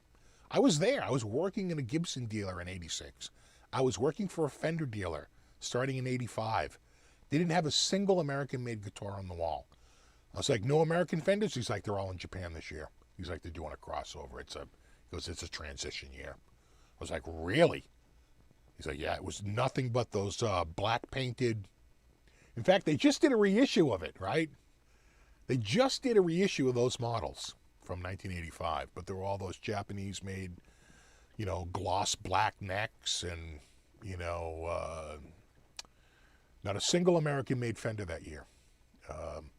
And then it was 86. They came out with the American, the vintage American 57 and the 62. And that's all they had for 86, if I remember correctly. And then 87, the American Standard came out, and it all changed from there. Big, huge reboot for the company. Massive.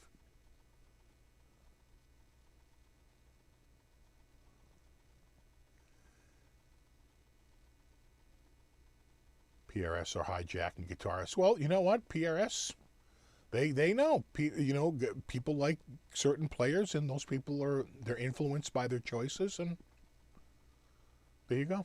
Just like what's his name? Ibanez.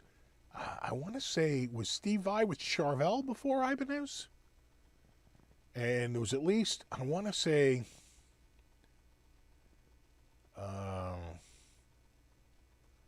Mick Mars was with Kramer, then Kramer went under and he went with Fender.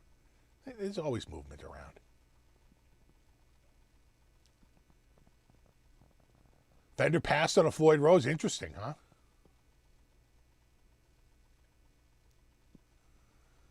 That's crazy.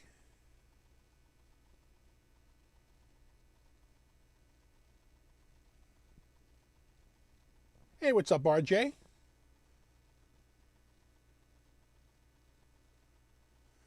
Carvin and Peavy both make consistently good USA guitars. Sad that Peavy faded.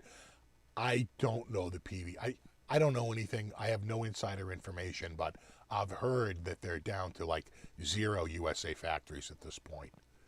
So either you don't know what Hartley Peavy's going to do. Is he going to just end the company and close it down, or do they just have too much going on that there's too much value in the name and it will carry on? But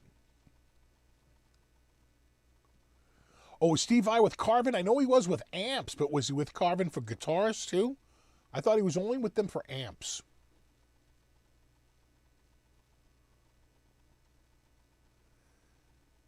Ibanez was strong in the early 80s. Right, Def Leppard, right. They were using the Destroyer, right? Yeah.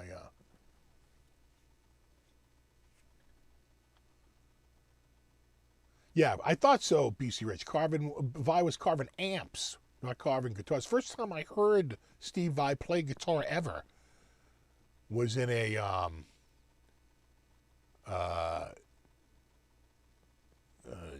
flexi disc that was an amp demo. Of course, you find out later he's got all kinds of compression and friggin' all kinds of effects on it. Yeah, PV is out of the U.S. totally. I thought so. Now they're taking. You could go and you could buy an HP2. I got an email from PV saying if you want an HP2, you can buy it right now, and I think you take delivery sometime in July.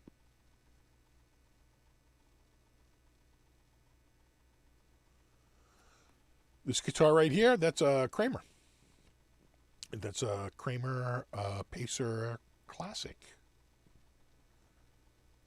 That was cheap. That guitar was $250 used. I think new they were $399, and it's got good pickups in it. Right, it's surprisingly good sounding pickup.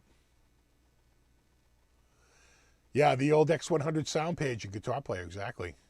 Yeah, just Carvin amps for Vai, no guitars. I thought so. I feel like he was. Hold on.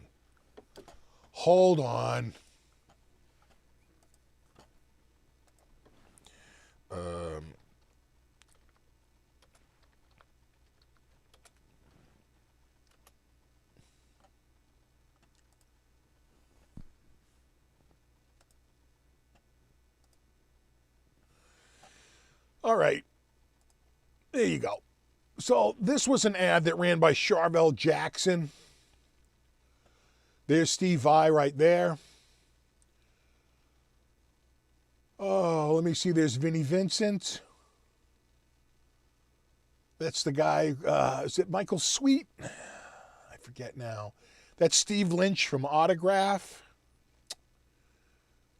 Oh, God. I got to say that's Warren. Is that Warren DeMartini? One of these guys is Warren DeMartini. He's got to be in there somewhere. I think that's Jakey Lee right there. Oh, right. So this is an early Jackson ad, right? Remember that ad? Right, that's why everybody wants. And you see this guitar that this guy's holding with that paint job?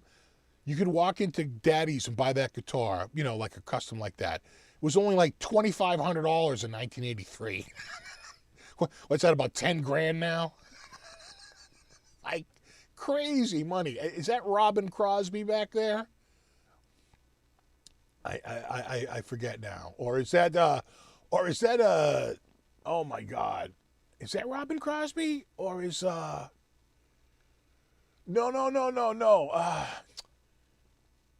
Is that Warren D. Martini there? I can't even tell. Hold on. Is there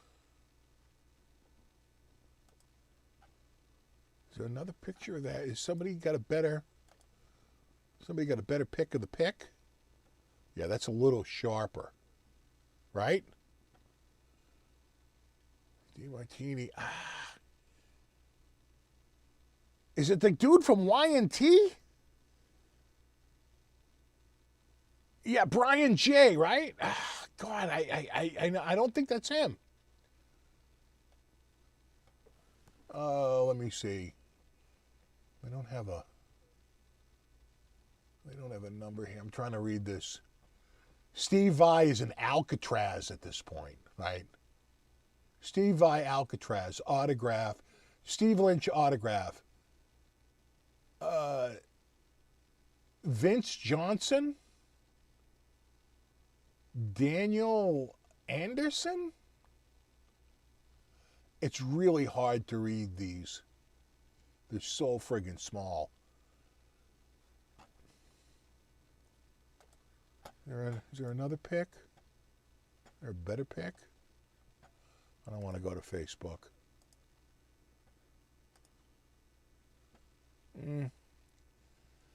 Again, you can't read the writing. It's so, right? You know what I have to do? I gotta go. I have this ad somewhere. I gotta go get a better scan of this somewhere. I gotta scan this myself because finding it online. But this was the endorsement market in the early '80s. Okay. Oh, again, that's really sharp. That's much sharper. Look at the sharpness on that. Much sharper. But again, I don't have a key.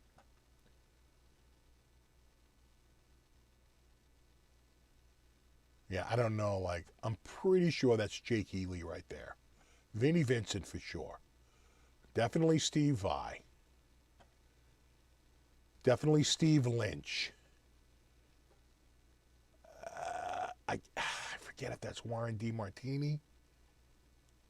Or if that's Warren D. Martini, who's very tall. Is it? Yeah, Jackson Jack Butler. Meniketti, the last surviving Y&T, right? Yeah, I want to see. I feel like it's Y&T. Oh, is Carlos Cavazo in there somewhere? That could be true. That sounds right. I don't see him. I don't see Carlos in there. Unless that's him way back there. This poor bastard. They do the photo shoot. He's like, I'm in the new ad for Jackson. Like, a poor dude. Anyway. Yeah. No, I remember Vai being officially with Jackson for a number of years. Warren isn't in the pick now. Warren's not there. Warren's not there, man. Oh, Chris Holmes from Wasp. Oh, yeah. Yeah, nice. Oh, right. Eddie Ojeda from Twisted Sister, right? Who's number 14? I don't know. I don't know who this is. And I don't know this guy. This guy put his fist right in front of his face.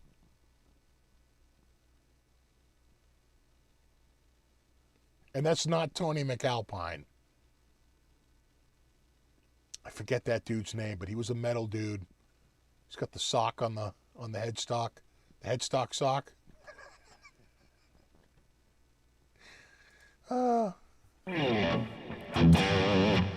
Mark Ferrari.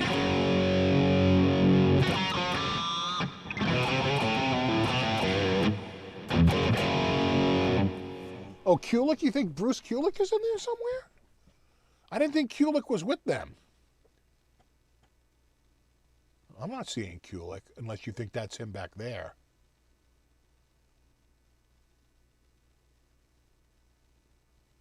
I don't know. The only ones I know for sure are Vi, Vinnie Vincent, I'm pretty sure that's Jakey Lee, and that's definitely Steve Lynch.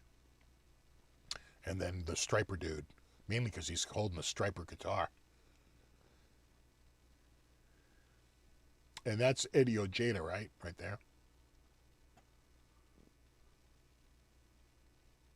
Yeah. It's a bit of a mystery.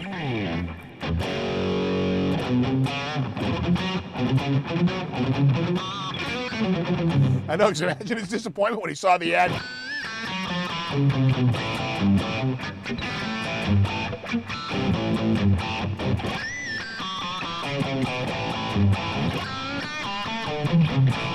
Oh my God, Mark St. John. We have a Captain, we have a working theory. Yeah, I wouldn't doubt if Mark St. John was in. Not that dude. But you know, that could be him back there. Poor. I'm just going by hair.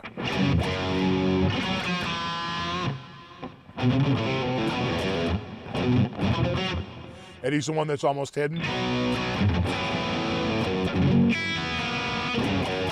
Michael Sweet still lives in Boston, really.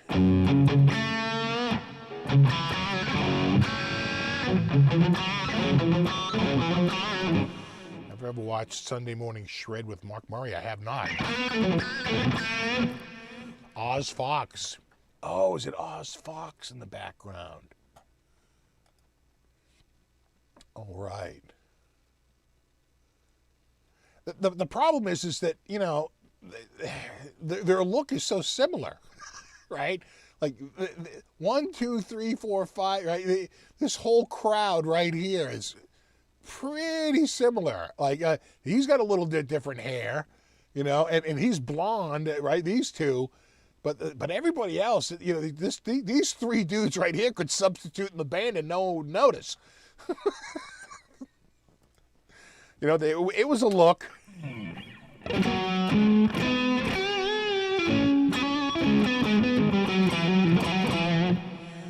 Who's the guy on the far right with the black stickers on it? I don't know. I don't know who this dude is. That dude right there. Bum, bum, bum. Can I... Oh, God. Oh, yeah, there you go. Is that a little easier to see?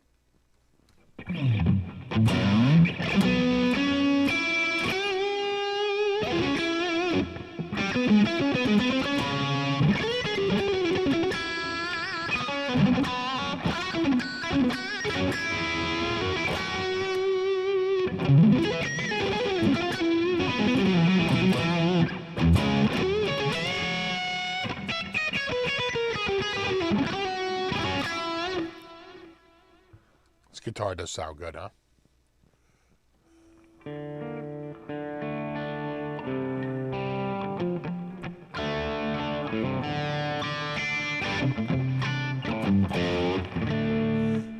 Wish I had the hairspray concession on that photo shoot. Yeah, don't let them match. God, the whole room would have exploded from the Aquanet.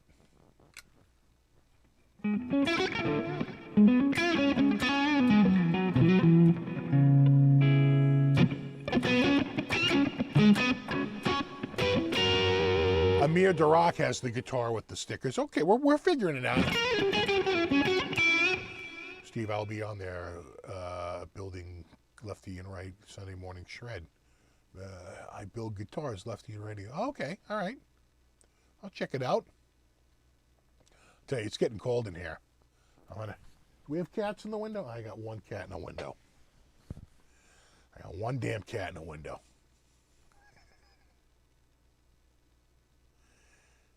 That's definitely Michael Sweet on the left. All right.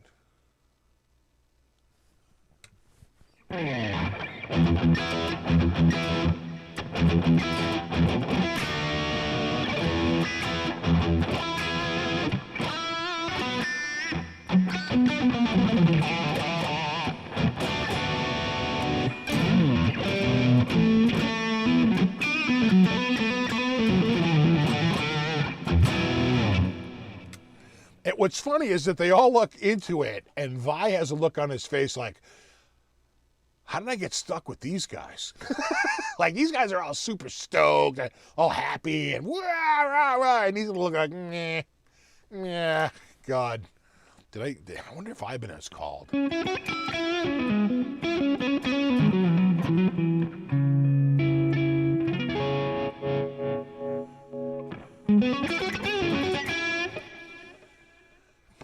Have I tried someone said, have I tried the Edwards ESP? I have tried some Edwards stuff. Great stuff.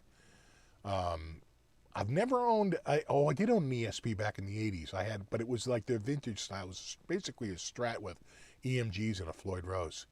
Oh, thanks, Blackjack. Steve, any guitar in your hands. Sounds awesome. Oh, thanks, dude.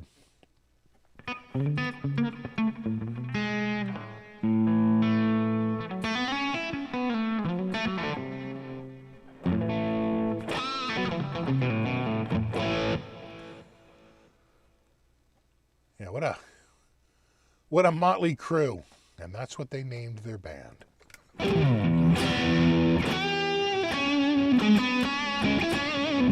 Oh, is Buddy here? I don't see Buddy.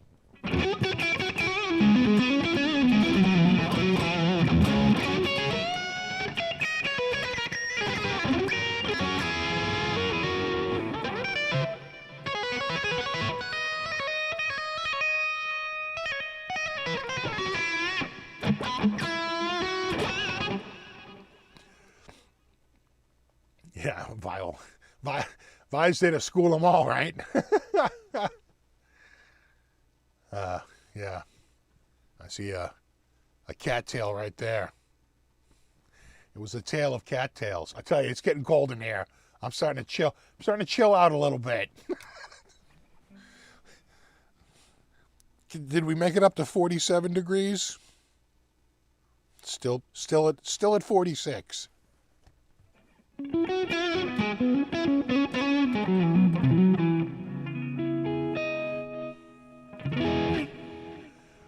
should demo a clone from Wish and give your thoughts. You know,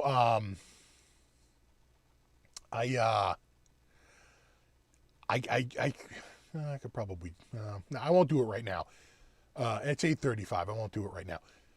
There is a free clone out there. I was going to make a dedicated video for it, but there's a company out there that came out with a free clone.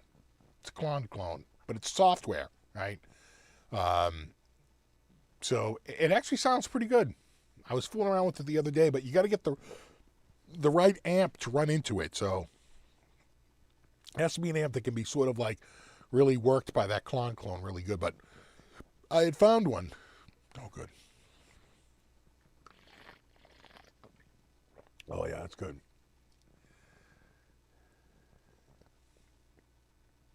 Oh, thanks, James. All right. Keel, thank you, Keel. Right, the guy with the green guitar is Mark Ferrari. Thank you. Yes, Keel. I saw Keel. When did I see Keel? I saw Keel either once or twice.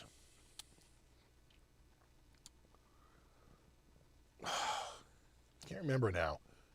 I saw him at like the World Trade Center or something, right? There was like the rock and roll show, and they were one of the bands playing.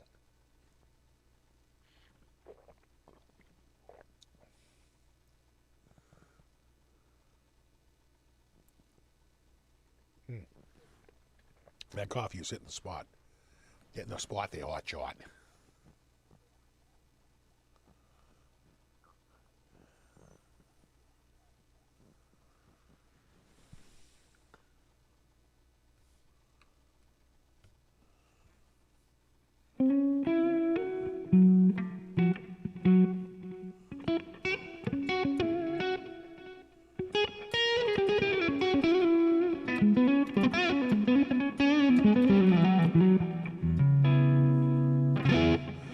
Keel with Doc in 85. I feel like that. That sounds right. I think I might have seen Keel with Dawkins. I sound like EVH Slash and Steve Vai in one. Finally, someone recognizes my greatness. Finally!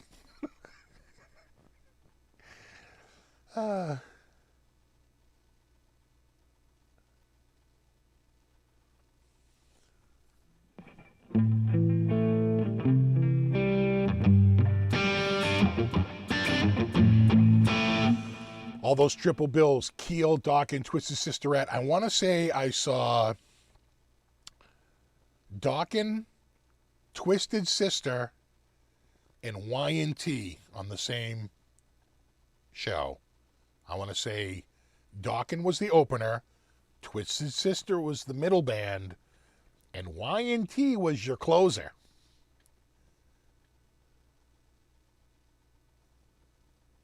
I was shocked at how good Twisted Sister was. Because I would never equate like J.J. French in the same category as, George Lynch. Right? George Lynch at the time was he was cutting heads, right? That dude was just killing it. But I gotta say, as a band, Twisted Sister sounded pretty damn good. Pretty damn good.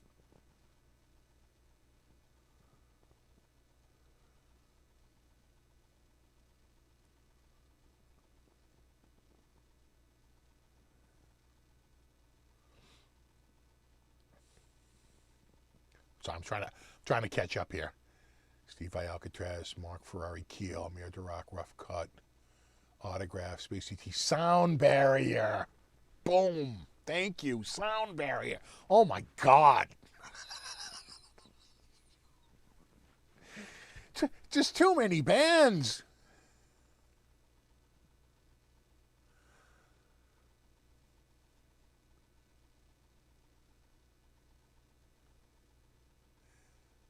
Oh, is that John Butcher in front? From the John... Oh, my God, I think you're right. Is that John Butcher right here from the John Butcher axis? You might be right on that. Because I remember the buttons, right? And the bandana. You might be... Was that Is that John Butcher from the John Butcher axis? You might be right. That's a Boston dude, right?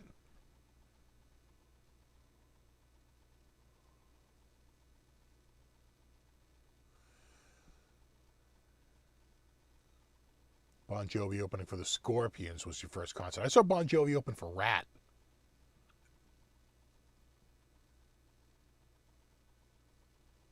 Y&T were awesome. J.J. French, yeah.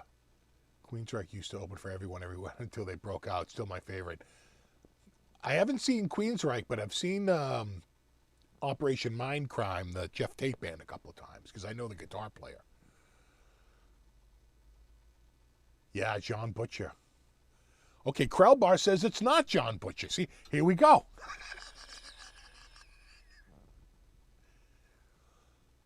Okay, so Krellbar says it's Space ET from Sound Barrier. I'm going to do a little search here. Space ET Sound Barrier. I'm going to go to Images. All right. So if we go to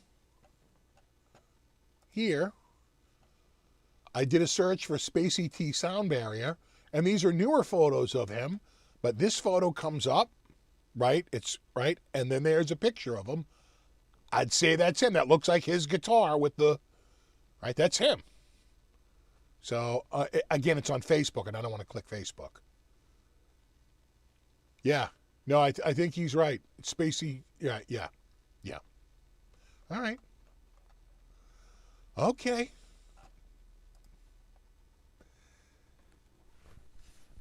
Mystery solved.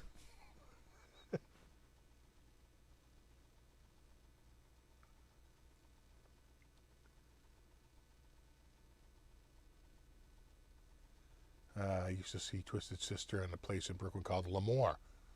All right, I got a bumper sticker that says Lemoore Rock, capital of Brooklyn. Yeah, I want to say I saw them at the Orpheum and maybe the Paradise.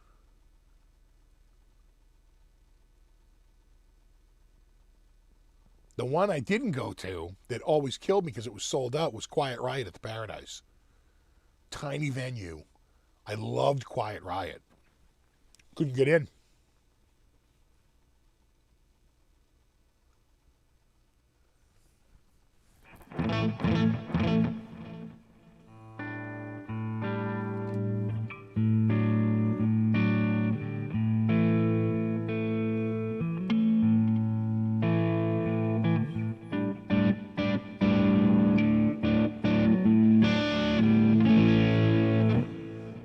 Ever going to do some Neuro DSP reviews? I would love to, but I don't want to spend the money on the product. They'd have to provide me an NS, what's it, NFR, not for resale, serial number, and just allow me to download it, just like, you know, Bias is done, Positive Grid is done, and the people from Amp Hub, you know. I don't mind it, but I don't want to spend the money on the software. You know, I'd be happy to do a review.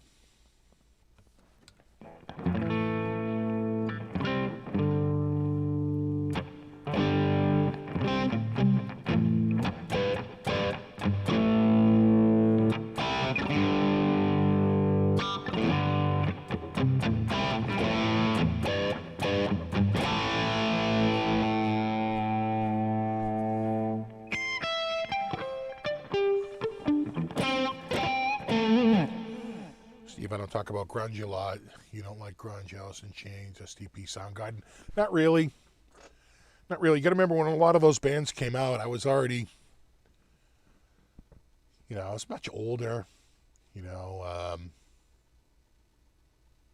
And at that time, I had really, when those bands came out, I had really moved away from rock for a little period with funk. Way more into funk, you know.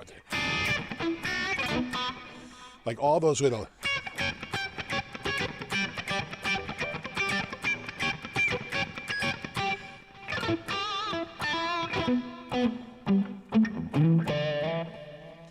I just way into that, way more than the rock stuff.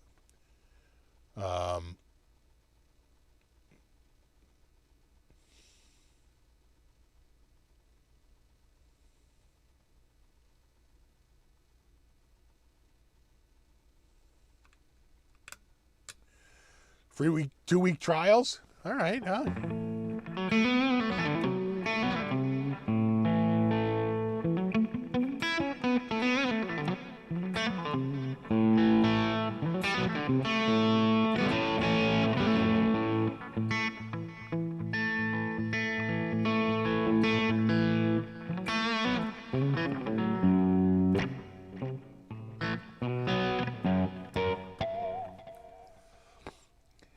Exactly, get the funk out.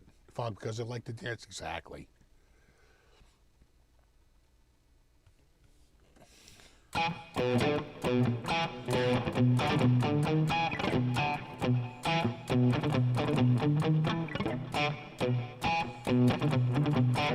Right, there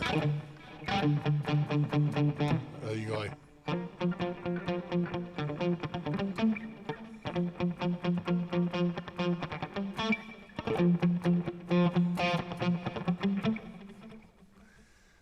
Right there.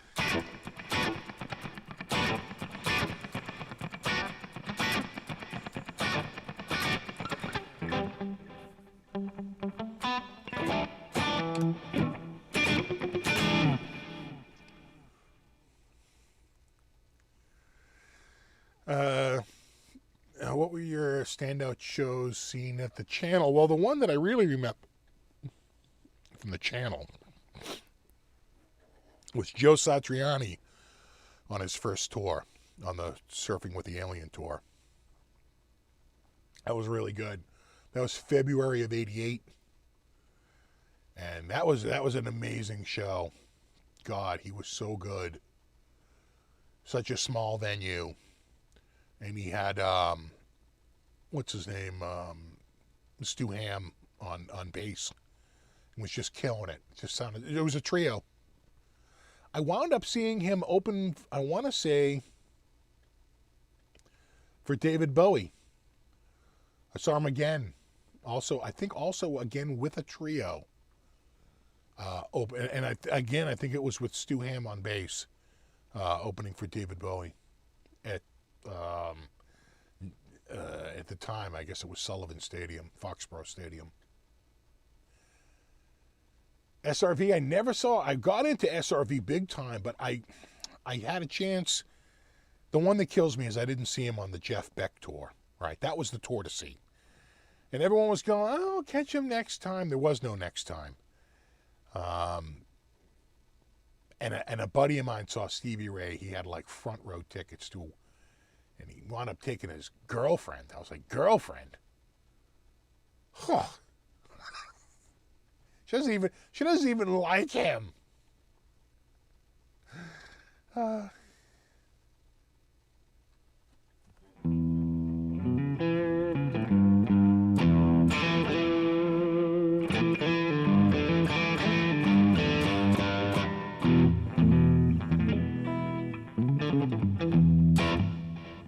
What's up, Brian? Yeah, I started early. I've probably been going over 2 hours now, right? Oh yeah, 2 hours, 1 minute. You can just feel the 2 hour mark. I tell you, I'm getting cold though. It's friggin' getting cold in here. I gotta close that window. I still got a cat in the window? Nope.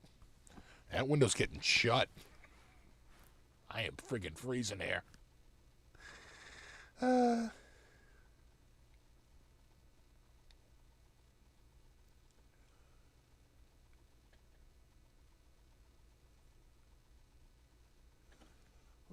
Who's that? I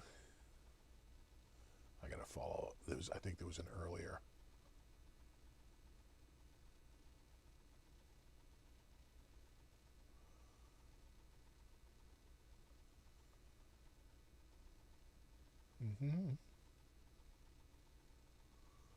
I think I missed it.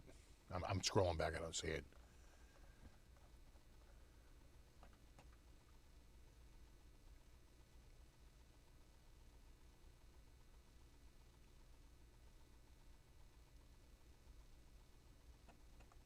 Did I win tickets for Satriani? No.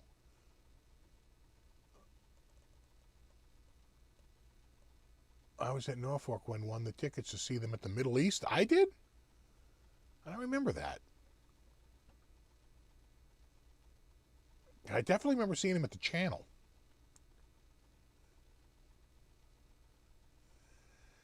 Any work on the basement? Yeah. I actually had a huge... I had another computer. The computer that used to be here. I had it over in this other area, and it's just that it had a spinny hard drive. So and it had an SSD for the system drive, but the SSD drive was only 256 gigs, and the spinny drive was 1 terabyte. So I got 2 terabyte SSDs, and I copied the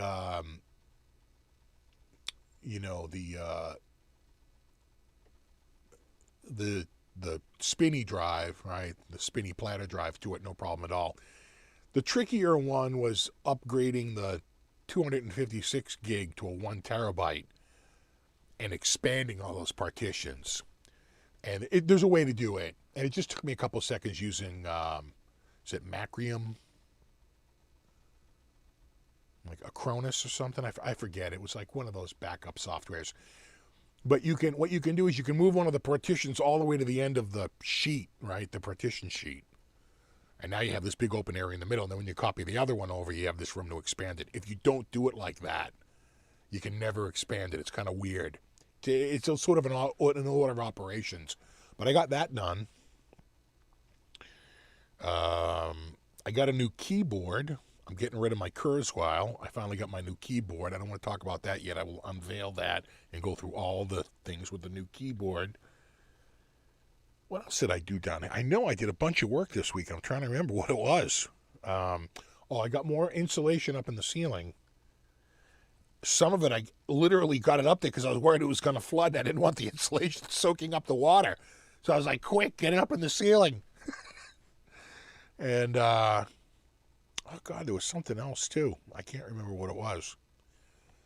But yeah, no, I had a bunch of projects. Oh, and then yesterday, was it yesterday or the day before yesterday? I had to spend like the day out in the front porch and the rear porch roofs with a friggin', with a leaf blower, like standing on ladders and blowing the leaves out of my gutters. That's always an interesting trip. Yeah, I think it's a Cronus. Yeah, a Cronus. That sounds right.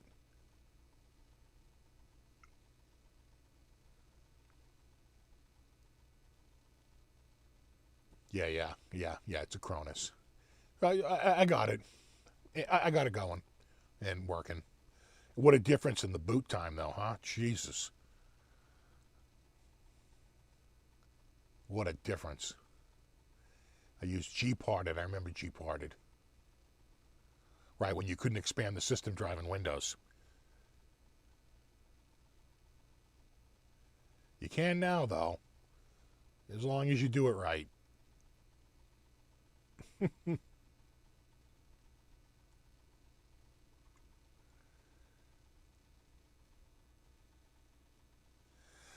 Yeah, gutter guard is a good investment. I have so many trees around my house. I probably should finally get it done. I know. I saw that they make extensions for power washers that can clean out the gutters. I have one that goes on the hose. It's just, it's not motorized pressure. But what it does is it's a really long wand, and it expands out. It goes up like 20 feet. And it's got a head that comes back. You can move the head, right? And it just squirts out like the strongest thing. So what you do is you go over where the downspout is, and you can really just like flush it out. And I remember I was out on the back roof a couple of years ago, and I'm trying to flush it out, and it's just pouring over on top of me. I'm going, oh my God, I can't get this to go out. And again, I'm 25 feet off the ground. I'm on this platform with no walls. It's like I could just easily fall off the roof. I'm trying not to do that. And I'm at the very edge. Of course, the downspout is right at the edge. So I've got to get like right up to the edge of it. Now, it's already making me a little mental.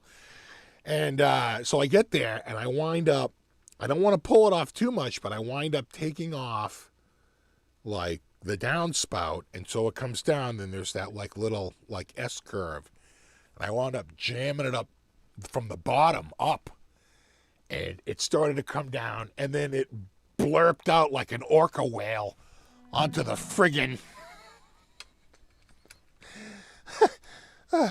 onto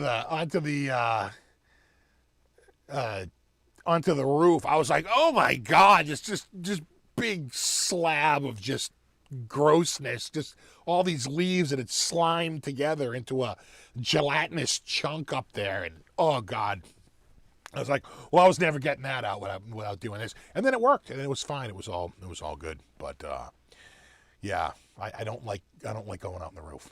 Not a fan.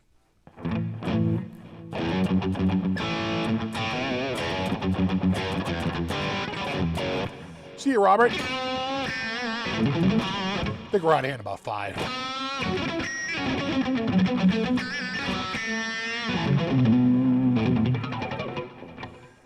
Considering springing for a new pair of new knobs for your guitar. Nice.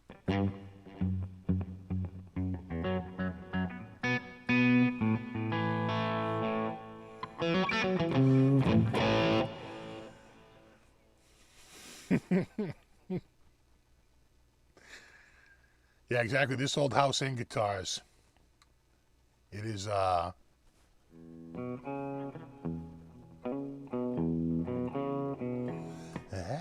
trails to you. No, you rock. 8:55 p.m. Oh my God.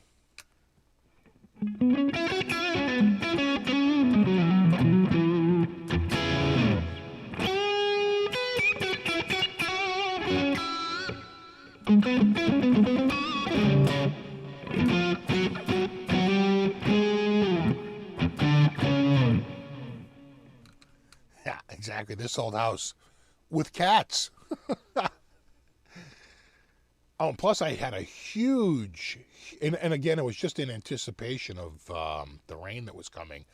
Had a huge garage clean out because I had to get to some stuff that was way in the back. And that was like an all-day project to pull all this shit out and say, okay, listen, let's just get rid of this. Let's get rid of that. Chop this up. Burn that.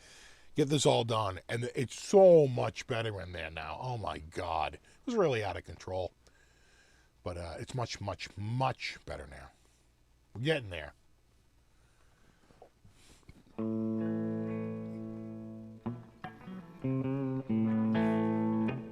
I have read about the Zappa family drama. The crazy thing this week was the whole thing with Dave Ellefson. I don't even want to get into it, but just look it up. You'll get the whole story.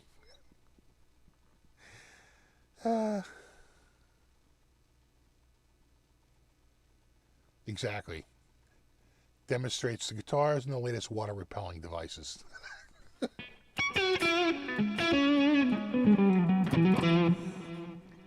Did they ever get the addition done? They did. So I told you a couple of weeks ago, my friggin' neighbor had a tree taken down. And then I want to say it was last week. No, the week before last. They had their driveway done. And then the next day, people across the street got the driveway done. They're still working on that triple addition over there. That's going to go on, I think, for at least another month or two. The funny thing is that the house is vinyl sided, but they dropped off a huge chunk of shingles, and they've shingled like the new part of the house. So you wonder if they're going to shingle the whole house. I don't know what they're going to do. Or if they're going to, I don't know what they're going to do. Or if they're going to, leave it half shingle, half vinyl. That doesn't feel right. It just, I told you, a friend of mine came by and he goes, I go, look at that job. He goes, $150. I go, $150? In your dreams, that's $250. Please, around here? All day. All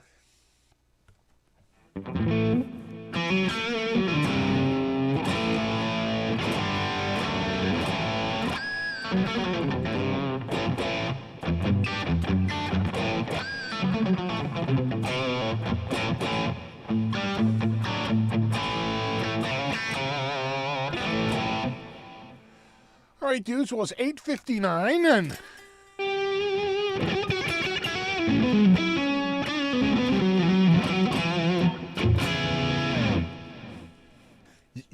you don't, sassy cat. You've been warned. Look at these kooky cats. Anyway, all right, dudes. I think I'm going to wrap it up. Super thanks to everyone who hung out tonight. Extra super special thanks to anyone who contributed. Much appreciated.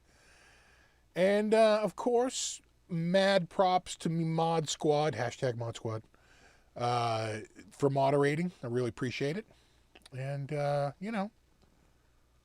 I'll be back in 1 week. And I should have the Rev video out this week. And I got a bunch more.